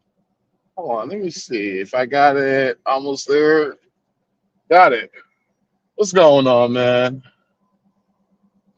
Oh man, sorry about that. Trying to figure out why people want illegal immigrants to have another set of rules from American citizens.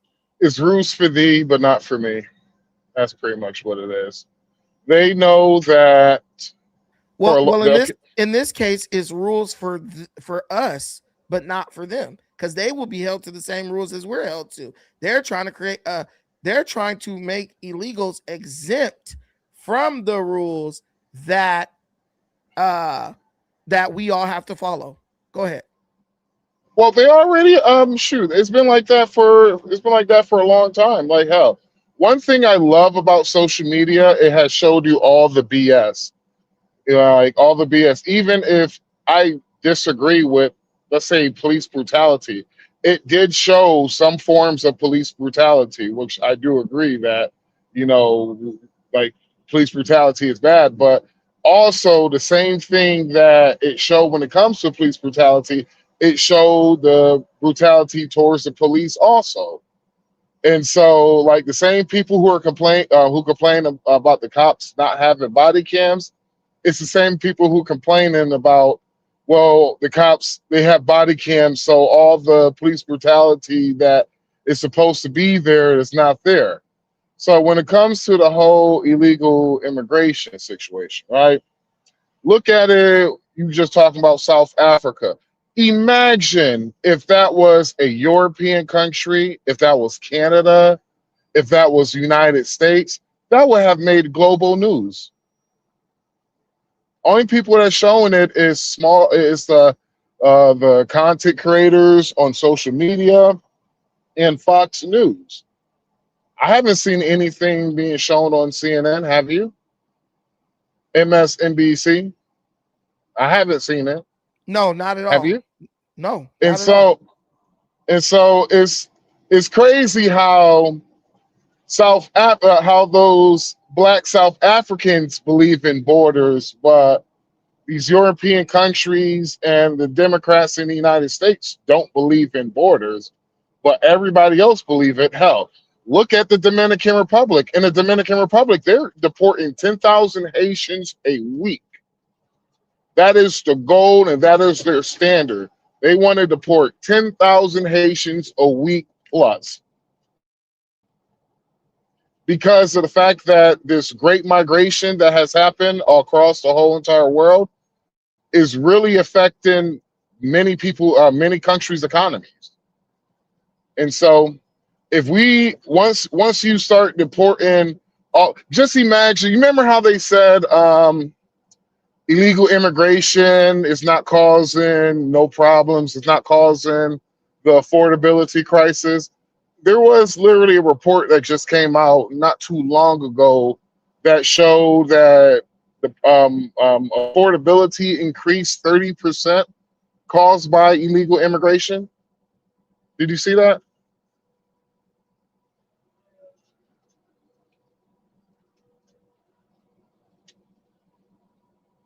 Cost of living Brandon? increased 30%. Cost of living increased. Oh, okay. It was cost of living. Well, I live in California, man. So I'm on ground zero. If there are, my city has 1 million people in it, right? Mm-hmm. We're right under the nutsack of LA. If you have 2 million Mexicans, illegal Mexicans in LA County, and all these people need a home, somewhere to live, right? That's gonna take, like, let's say they're kids and parents. Kids live with parents. At least 1 million of those people need somewhere to live. That takes 1 million homes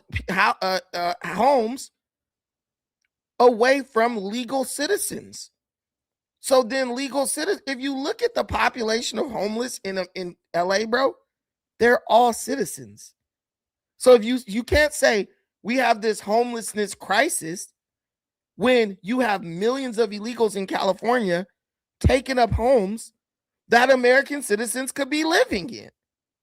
So like illegal immigration is causing the problems, the crisis that we have. That, like, it literally is. Because if you just deported, I'm gonna look up how many illegal immigrants are estimated to be in LA County. Immigrants. Probably 2 million, because remember, California has y'all have lost more citizens but gained more people in the last 2 years, if I remember correctly. Okay, Whoa, let me shit. look at this. So there are roughly 2 million illegal immigrants in California.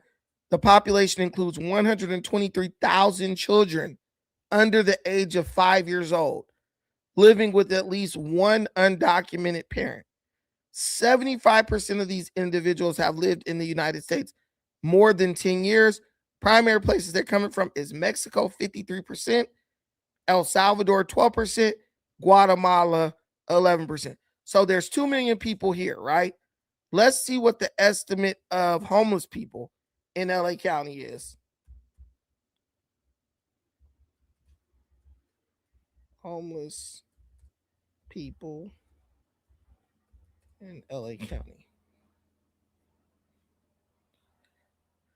Okay, so let me see. Okay, as of 2025, there are estimated 72,308 people experiencing homelessness on any given night, a decrease from 4% decrease from 2024 within the city of Los Angeles. That's just within the city of Los Angeles, right?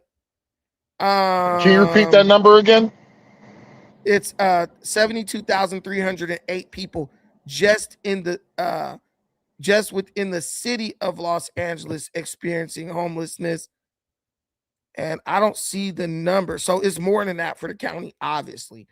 So of this population, 32 Black African Americans comprise 32% of the homeless population, despite being only 8% of the county's total residents. So we're 8% of the county, but we make up 32% of the homelessness. You're telling me that illegal immigration and 72 and a 2 million illegal immigrants with housing in LA doesn't have an impact on Black people? It does. Because all 2 million of them homes, with just a fraction of those homes, you could put every homeless person who's a citizen in a house. But we won't do it because we just gotta have illegal immigrants here. You probably could get them out and give those homeless people a job as well. Well, I believe you could, instead of giving them homes, I believe you could give every homeless person at least 75% of them a job. We're just gonna have to be real. 25% of those homeless folks need to go into a mental institution. Well, I would say 75% of them, and they also need to go to a drug rehab facility because most of the homelessness in LA is caused by drug use, right? But even just the 30% that is, there's a lot of homeless people sleeping in cars, women with children, people sleeping on people's couch. All that is a part of the homeless population that's not even accounted for. What I'm saying is there should be no one without a home or a bed in America when you have 2 million people in LA who aren't even supposed to be here. And they'll say, we have a housing crisis. No, we have an illegal immigration crisis. That's the problem. Yeah. Well, it's like it's something I used to say on TikTok. You got to start making the hard decisions now, or one day in the future, decisions going to be made for you that's going to be extremely hard for you. Because right now, $40 trillion in debt. We didn't get there it didn't take us 2 years to get 40 trillion debt. It took us multiple years of bad policies to get us in this debt. We got to do something about this debt ASAP because what is it? 20% of our debt is in 20% of our tax GDP is interest payments alone. Yeah. So once that passed, what's our military budget? What 800 billion? 800 billion. So basically $1 trillion. So how much is that of our national tax? We basically pay towards what is that, like 60%? No. It's more than that. I think it's less than that. My bad. It's less than that. It's about 30%. Once that interest payment gets over 30%, it's hard for a country to ever come back from that. It is extremely hard. And we have seen this happen. So many countries. Defense and Homeland Security only accounts for 16% of America's total budget. Social Security, 16%. Social Security accounts for 25%. Health care provides for represents 28% of the budget, and then the rest are a bunch of things that are broken up between labor, science, energy, housing, international affairs, like that. So defense and Homeland Security is not really a big slice of our budget pie, right? But here's the thing about America too. Yes, usually when a company goes past 30% national debt, there's a problem.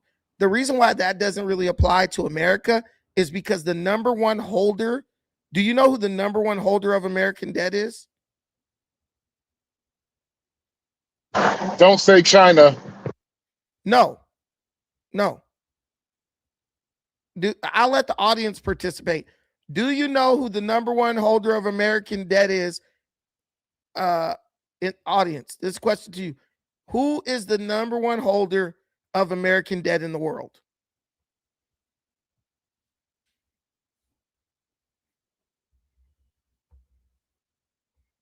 I'll wait. I'll give you guys 20. I'll give you guys Jeopardy. I know you guys are just listening. Most people are just like listening, background noise. Anyway, so the number one holder of American debt is the American citizen. So we hold all our own debt. So it's like you can't really go bankrupt if you owe your own citizens, right? That's the difference. These other countries, these other countries, they the people who hold their debt is their debt is held by other countries. So that's well, we have seen this like history, like we have seen this many times in history before. One of the number one things of a country failing is financial reasons. Well, we have seen Greece go bankrupt. Hell, didn't Yugoslavia go bankrupt also? Yeah, but these are very tiny countries with small populations. See, look right here. I'll show you. So look right here. American citizens and domestic institutions are the number one holders of American debt, owning the majority of the total. While foreign nations like Japan and China are the largest foreign holders, the bulk of U.S. debt is held domestically through three main channels: U.S. investors and institutions, mutual funds, pensions, banks. Individual citizens hold 70% of the publicly held debt. Federal Reserve, central banks hold 4.5 trillion in treasury securities. Intergovernmental holdings, the U.S. government owes itself approximately 7.6 trillion, primarily to trust funds like Social Security and Medicare. So it's not that we don't have the money, it's just the books are not. We owe ourselves on paper, right? But the money is there. You know, a lot of people misunderstand that. Like, we're not really technically in debt that can hurt us. That's why they don't give a damn about always constantly spending more money. Unless the people revolt and say, give us our money back. But the people are flipping that money. They're making money off that debt. You know, every time the interest go up, your bond increase. Then you go and cash that bond and you got more money. That's why the stock market always is going crazy. Gotta love that stock market. See, you guys learned something tonight on this channel. That is worth a subscription, a subscribe. That is worth a notification bell. You will learn on this channel every time you come on here. Because y'all, oh my God, the debt's at 37 trillion. Well, 70% of that is owned by Americans. So the real debt that we owe other people is like, shoot, let me see. That would be like what, 30? That would be trades. Like, it's mainly like, trade deficits. It'll be like right? We would owe them about 4 trillion. Like we'll owe them like $4 trillion at the end of the day. 4 trillion of our $37 trillion debt is owned by other countries. We own freaking 33 trillion of that. And let's just be honest, Japan, we are never paying off our debt with you guys. Y'all might as well just. From us. We could pay them in oil. We're their primary oil supplier now. And we're also their military. So, like I said, I doubt Japan. The day that the United States pull out of Japan, that will be the day. Like once the last United States service member leaves, get on that plane and fly to the United States. North Korea just North Korea just declared war on Japan. And you're gonna see a ballistic missile just flying up towards Japan. Go, yeah, this guy Karma right here. I love you, Karma, but you don't know anything about healthcare. You don't know anything, guys. Understand our total military budget. Listen, let me tell you this: the cost that it costs for every war in the history of America, every single one. Worldwide, every war in the history of America wouldn't even cover free health care for 2 years. We've spent 8.1 we spent 4.1 trillion on we spent 4.1 trillion on war from the beginning of this nation to today, every war combined. For healthcare, for universal healthcare for 2 years for American citizens, all 400 million of us, right? It would cost us $8.1 trillion a year. We have a better system than Canada. They give you basic medical stuff. You don't get dental. You still have to pay for that. You don't get vision. You still got to pay for that. And the government determines what is a serious enough illness for you to receive medical care over there. Basically, the government just operates like an insurance company. But there is no incentive for the insurance company to lower prices. Here, if all Americans just said, fuck it, we ain't buying healthcare, the insurance companies be beating down your door, offering you all types of cheap deals to buy insurance. But because people got money in America, they just say, I love my insurance. I want to keep my insurance. So they keep on paying. What did that guy say in his comment in the comments? I can't see it. He said you don't know what you're talking about, but I do know what I'm talking about. You could everything I say. Oh, that's what he said. That's what he said. You don't know what you're talking. Okay. Well, like what? Like what? Hold on. Let me see. Oh fuck! You already took it down. Never mind. Oh, who cares? The other developed countries have free healthcare. That's what he said. Well, if these other countries actually have to pay for their military, I guarantee you healthcare ain't going to be all that free. Then you also have to look at it. These other countries are, excuse me, these other countries, they're extremely taxed. Like they have a high tax they have to pay.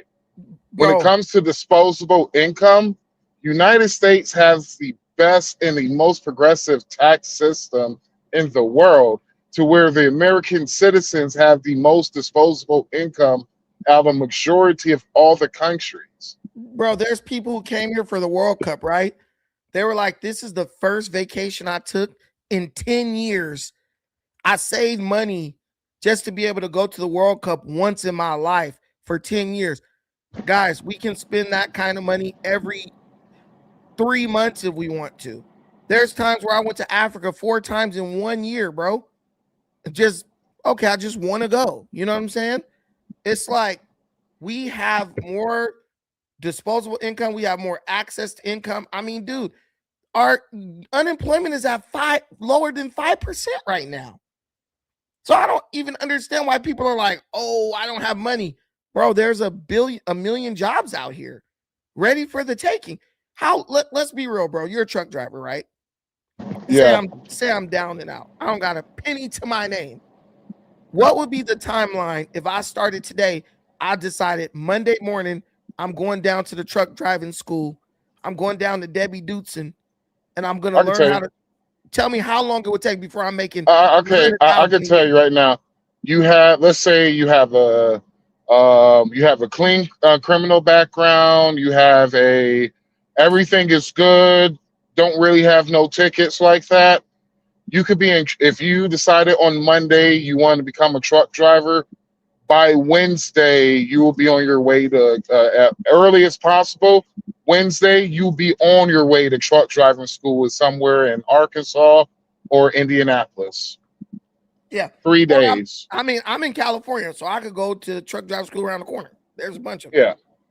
Well, I'm talking about going to truck driving school. And once you finish, you already have a job. Oh, okay. See what I'm saying? You don't have to look for a job. They found a job for you already. Yes. You just got to show up. Yes. And they have and I'm going to tell you, they have a lot of places like that. Because I know this lady, I'm not going to say her name on here, but she went to one of those jobs. She just had to work with them for a year. They said, if you work for us for a year after you graduate, you basically don't even got to pay nothing. You want to hear something funny? Most people don't wait a year. They just, once they get their CDLs, they literally go look for a beginner company to go with. Usually some of them try to go with the one that fits them the best. And after you do your OTR training, you got all your certifications, you can just leave. And some schools is only $5,000. Right. Hey. No, seriously. So this is what I'm saying. We screaming about what we ain't gotten. Oh, this cost of living high. But a lot of Americans are so comfortable where they are. They're just like, I don't want to do anything else. And that's really what the problem is. People do not want to budge off of what they're currently doing to go pursue something better. I know people teaching on a teaching, they don't have a teaching credential, but in California, we had such a shortage in teachers.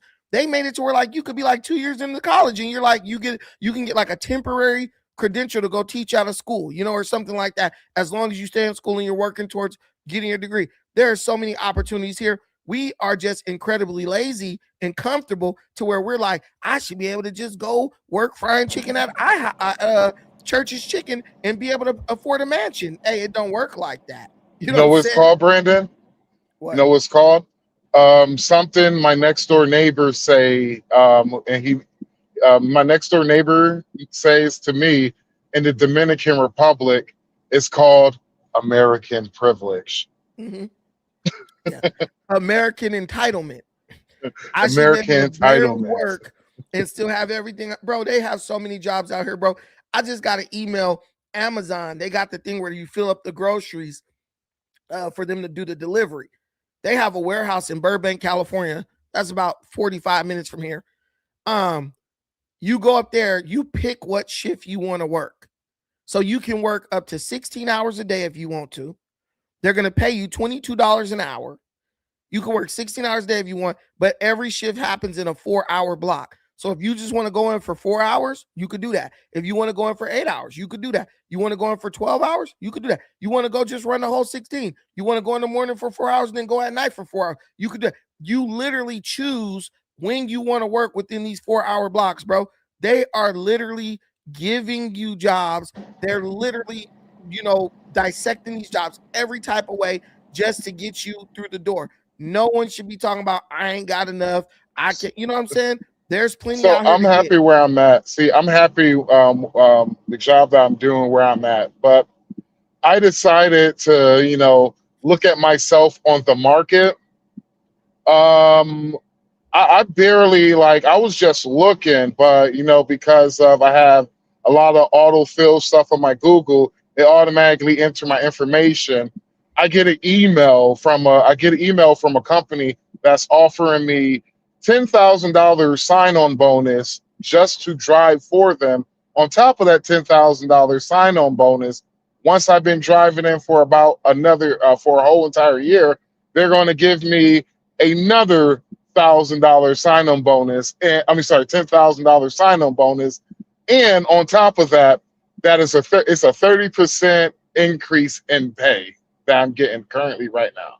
Right. I mean, there's opportunity out here. And then you got karma here. Your budget information does not help the American citizens in any way. This is a lie.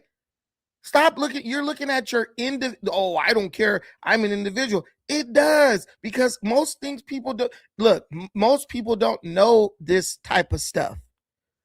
Most people don't know that. My brother, let me tell you, my brother, he works in aerospace. He laminates parts that they use on like rocket ships and all that. They coat those with a laminate, right? My brother got his first job in that field on a fluke. He filled out an application on Indeed, basically made up all the information except for like his name and social security number, fake resume. Oh yeah, I work doing this or that, whatever. He got into that job. Once you get into that field with one job, you will always be the first person called back from any other company who's hiring in that field. This guy's making like $29 an hour, some high amount of money, $29, $30 an hour, just doing quality control, where he sits on a chair and parts come down a beam, what's it called, conveyor belt, basically, and he just looks and makes sure nothing is abnormal about the part. He's like, dude, I'm literally like typing on my phone the majority of the day. He can sit in like a comfortable ass chair and just sit there for 8 hours, and they'll say, hey, you want to work 4 more hours? You want 3 more hours? 2 more? And he just says, yeah or no, right? The opportunities are out here. There wouldn't be staffing agencies if there were no opportunities out here. You just got to get off your ass and go look. And if you really can't find something, create something. I mean, I'm not saying it like it's just so easy, but there's definitely a chance. The thing I found out that worked well for us, my family, go to a big city, go to LA, go to New York, go, Boston, Atlanta, go downtown, walk around, look at some of the businesses that are there. You see an idea, take that to a smaller town and start it. You know what I'm saying? If you see somebody that's how a lot of the cell phone repair shops got started. You have to go all the way to LA to get your iPhone fixed back in the day. You know what people did? They said, I know people do not want to drive all the way to downtown LA to get the iPhone screen fixed. So I'm going to start an iPhone repair business in Long Beach. Now the people who would have drove to LA are going to Long Beach. Now I could get one of those dudes from that business in LA who probably lives close to me to jump ship and come over here for a little more money. People are making millions of dollars a year repairing phone screens. You know what I'm saying? So, can I tell you something funny? Go ahead. About 14 years ago, I was always complaining to one of my friends about how it's hard to find some parts for these 18-wheelers. And he was there when all my homies were bitching about it. He decided to learn everything about trucks, and he became he specialized in making special dairy parts for certain trucks. So when COVID came, during the time of COVID, he was getting phone calls from Freightliner, Kenworth, Volvo to make parts for them because you're talking about there was parts that was in back order for 6 freaking months. There was a part that I was looking for literally about 6 months that I could not find. And I called him up and asked him, yo, can you make this part for me? And the part, it's supposed to only cost about 30, maybe $40. He was selling the bitch for $150. Yeah. Overnight shipping and supply and demand. And so he literally became a multi-millionaire just by creating a demand. Like people needed certain parts that they were completely on back order. And son of a gun, overnight he retired his wife. He moved down to Florida. Life is good for him from now on. And the funny thing about it is he only works 20 hours a week. And he only works 20 hours a week. And if I remember correctly, 20 hours a week, and he's off 3 months out the year. That's great. I believe it 100%. You just have to find a need and fill it. I mean, it's easier said than done, but like it's definitely possible. It's definitely possible. And now as I get older, my mind, I'm a little more sensitive to like seeing, like recognizing needs and then like, trying to fill them. It's just like you have to be aware of it. You can't be a person who's just like, I'm waiting on someone to come save me. I'm waiting on some rich guy. I'm waiting on the government to hit up some rich guy, and now he gets to pay all my bills. It ain't gonna never. I was looking at a statistic, right? You could take the money of every billionaire, even Elon Musk, trillionaire. You could take the money of every last one of them. That would all add up to about $8 trillion, right? If you took everything they had, that money would be gone. That money would be totally gone in a year. If you just took all their money and put it on like helping the American people, it would be gone in a year. So why do we keep saying eat the rich, eat the rich? Like they're taking their money is gonna, as the public, we probably have more money than they do because they pay a lot of taxes too. The whole thing is you have to invest. It's not about taking a piece of someone else's slice of pie. It's about growing the pie so that so there's more pie for everybody. Hey, we need a bigger pie. Keep investing, making business. We did not grow up with Amazon, bro. There was no Amazon when we were 10 years old. There wasn't, was it? Hell, there was no GPS. We had MapQuest. Yeah, MapQuest. You had to print out the map. You had to print out the directions, and you had to follow the directions from there, from the beginning. If you make the wrong turn, you was jacked up. You got literally, yeah. No, you're good. Go ahead. Like you got AI on the phone. See, a lot of these dudes who are complaining about we should tax the rich, they're basically socialists. In my opinion, they're the losers of capitalism. Because in one lifetime, I know what it's like from going from homeless to poverty to poor to lower middle class to upper middle class and to being a very, I guess you would say, I do good for myself. I do good for my family. You're my upper wife, middle class. You're upper middle class. My wife, she's retired. Right. She doesn't have to work ever in her life. Right. Everything is taken care of. And you're working, right? You're working. And people don't get that. Like, just get your ass up and go work for what you want, man. And I know it's easier said than done, but I promise you it's going to be so rewarding.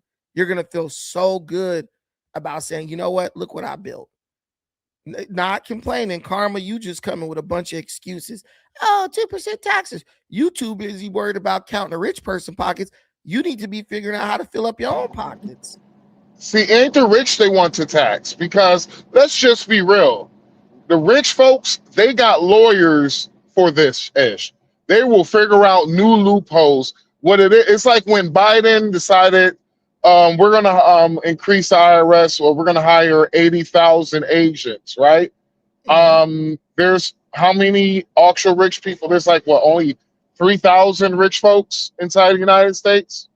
Yeah. So it's not that many people. What you need 80,000 extra IRS agents? Oh, it was for the middle class. See, what they were doing was, if you get a tax, they will send you a tax bill like, oh, you owe us $200. You're not going to go to a lawyer and be like, I got this $200 tax bill from the IRS, said pay me my money. No, what you're going to do is you're going to pay the damn money because the lawyer is going to cost you more. So it ain't tax the rich, it's tax everybody who's doing better than me. Yeah. And that's what I said. You know, everybody's rich to somebody. When does it stop? Where do you draw the line? Once they get all the rich people money, they're going to come from the middle class. Then when they get all the rich people, the middle class money, they're going to come for the people making peanuts, because it will never be enough. Even Margaret Thatcher said, the problem with socialism is eventually you run out of other people's money. You know what I'm saying?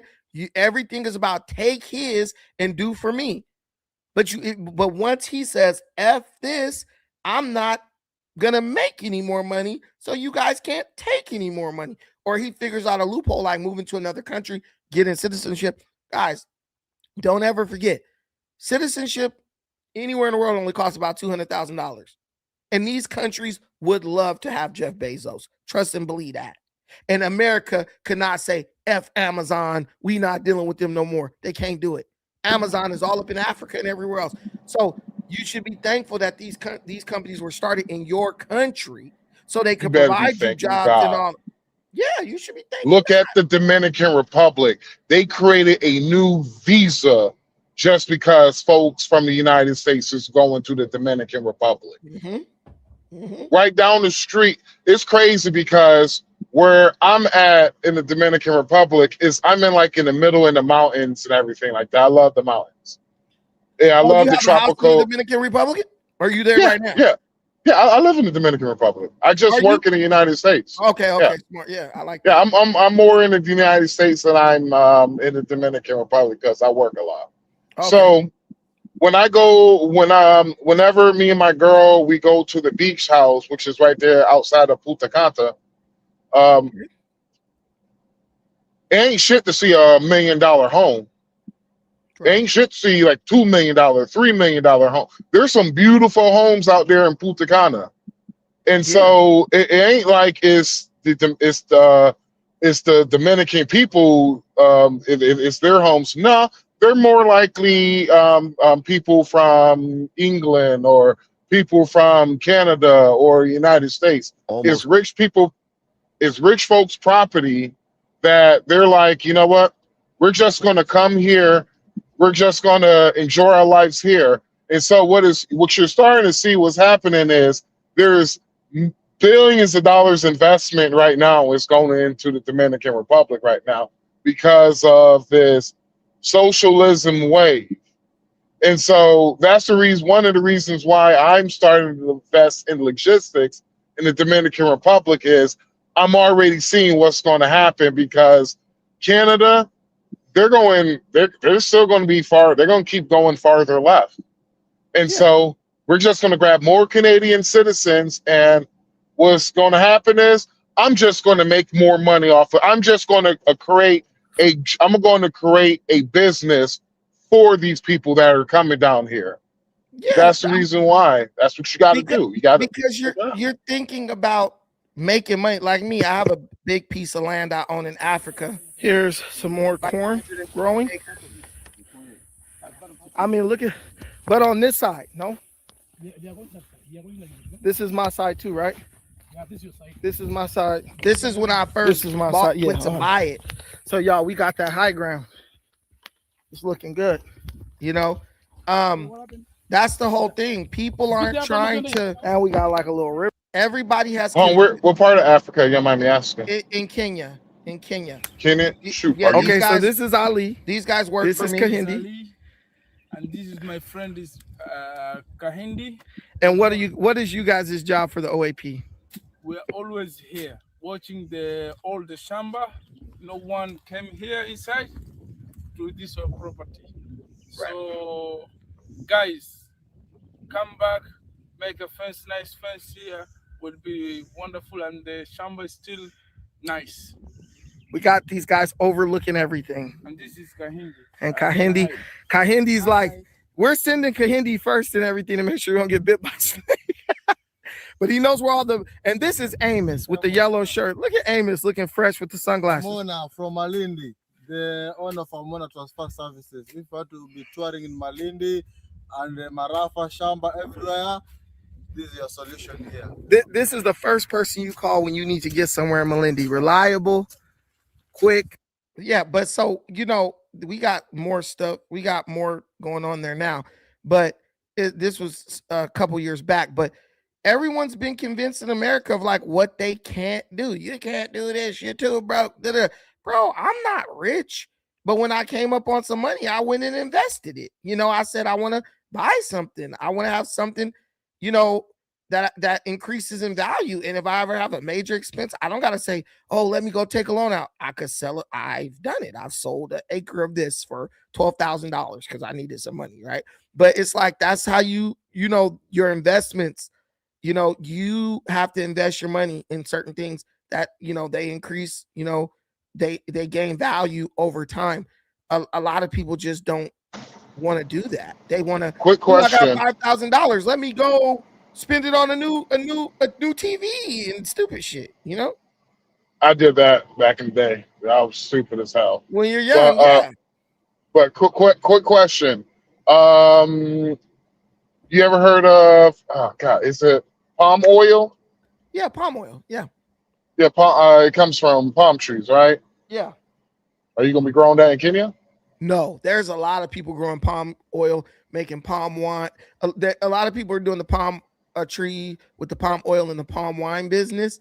What we're doing is we're doing oranges, pixie oranges, because right now the only place where they're producing oranges is Florida for juice. So we're trying to get this Florida and China. Yeah, probably China. But and can I also give you another crop? Go ahead. French lavender. French lavender. Sounds nice. Do your research and thank me later. Okay. Yeah. I'm for real. Do your research and thank me later, good sir. Okay. French lavender. I like the sound of that. Yeah.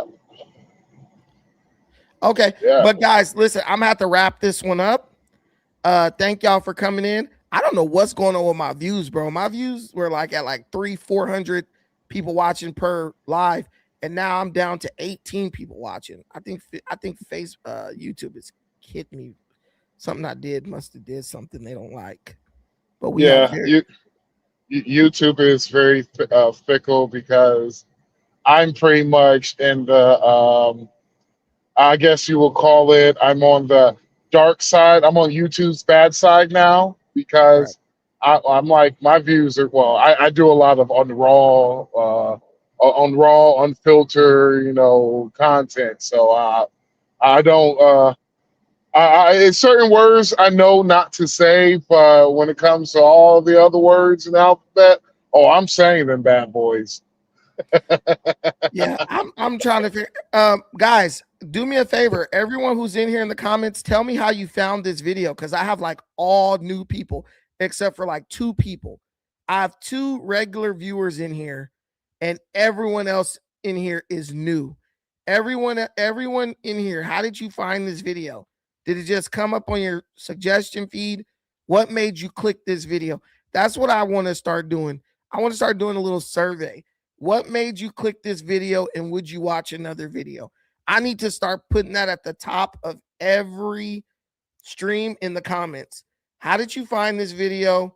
What made you click this video? Would you watch another video? That I'm gonna pin that on the top of the chat. And your notifications ain't coming in on my side too. So what the hell is going on? Yeah, because I'm subscribed to you on 2 different pages. One is my personal and the other one is my business. Right. And I get no notifications that you are live. Somebody told me that too. They're like, your notification ain't coming out. Yeah, and so that's something you might have to, honestly, that's something they've been doing to conserve a lot of conservative content creators. Yeah, they hate us, man. Unless you're one of the big dogs and you're producing like 10 videos a day. Yeah. They're gonna show you no love. Like anger, I don't have a problem with angry man's notifications, but when it comes to like another person, another content creator, your side, Sell Your Light podcast, I do not get none of his notifications. So. Yeah, I don't know what the hell, but I'm gonna, because a lot of people are like, bro, I'm not getting any of your notifications. And I'm like, I don't know why. We got to start grifting, man. That's what I'm going to do, man. I'm going to start grifting, man. I'm going to be like, man, the Republicans are trash, man. Praise the Democrats. Hey, bro, I'm telling you, I got a friend. He's a good buddy of mine. He literally told me, he said, you just got to lie to people, man. These people just suck it up. He's like, once you start bashing Trump, he was like, your number is going to go crazy. And I'm like, I'm low-key starting to believe, bro.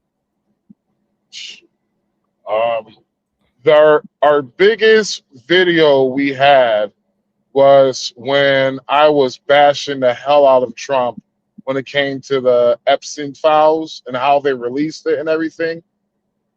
I think we got it was one time we had about 400 concurrent viewers. Really? Yeah. 400 concurrent viewers. What? No. I'm talking about when I was on my podcast. Oh, okay. And so we was bashing Trump's got 400 concurrent viewers, got a total of, I think it was like 80,000 views on that one video. And I was honestly, I was kind of at the end, I was bullishing the whole entire way. Then people realized, oh, this guy's a conservative. He's just mad about Trump. That's what I'm like. But it's crazy how YouTube, they just let that algorithm flow with me that day. But whenever it came to, doing all my regular, content, criticizing the Democrats, I ain't getting no views. Yeah, seriously. I'm looking it up right now, real time. It says check your creator alerts. Go to YouTube Studio. Let me go to you guys get to see a live check on this studio. Yeah, because I'm used to getting like 300 people watching, 400 or 500 people, 18,000 views on the video. I've been at 1,000. Now, just last week, I got a video with 18,000 and another one with 34,000. Now I'm down to freaking 15 people watching, which is, I mean, it is what it is. I still got to do my thing no matter what. But it's like, you know, it's kind of like, dang, dude, y'all hate Can I me ask you a that bad? question? Yeah. Do you chop up your lives up and put them No. as small videos? No, I need to, but I don't. But I'm gonna start. You know, you could use an AI agent for that. Get the Which one? transcript. I use Claude a lot. Claude, Claude. Yeah. Yes. Okay. Yeah, I And use that a lot. What does he do? He just gives you timestamps and then you go chop it there, or he chops it. I basically I copy the transcript and I'm just like, give me 3 15-minute videos, like 3 of the best 15-minute videos that I could cut it down and, you know, chop it up. And it will give me, it's currently doing it right now. It's just been, that's the reason why I pretty much seen you up here, because I was actually doing that now to chop them up and everything. And it's still currently working in the background, but I do that and gives me 3 15-minute videos, and then I have I create shorts out of those 3 15-minute videos too. Okay, I need to start doing that. Yeah, like use let the AI it's like AI ain't meant to replace you. It's meant to make you more efficient. And so that's basically what I use AI for. Okay, I'm about to do that. Yeah. Claude, I So remember it. Yeah, just a little small tip there, and hey, yeah, and you already got the your thumbnails. They be on point. Thumbnails really do be on point. Okay, cool. I'm glad to know. I like them thumbnails though. I'll be like, damn. I actually like about 2 of our thumbnails. We was just like, okay, I gotta figure out how he did this shit right here. I like this. Oh, I'll tell you. Just man, look, you could call me or email me or whatever. I'll put my number in the back chat, in the back channel. Yeah, I'll tell you exactly how to do it. I have no problem sharing. A lot of people be trying to gatekeep information. I don't gatekeep shit. Why not? Because there's a million people doing it. It's just whether or not they're willing to tell you. Private chat. Okay, I'll give you my phone number and my email. Okay, that's the phone number, and the email is okay. You got WhatsApp? Yeah, of course. Hit me on WhatsApp. Okay. Yeah, man. Like I would love, once they get all this, God, I pray the Republican wins in 28. God, I pray. No, it's because of all of this YouTube. What YouTube been doing is really, it's not fair, in my opinion, right? Right. It's not fair. It's the Democrat, like if you on the Democratic side, you get all the favoritism from YouTube, no matter what.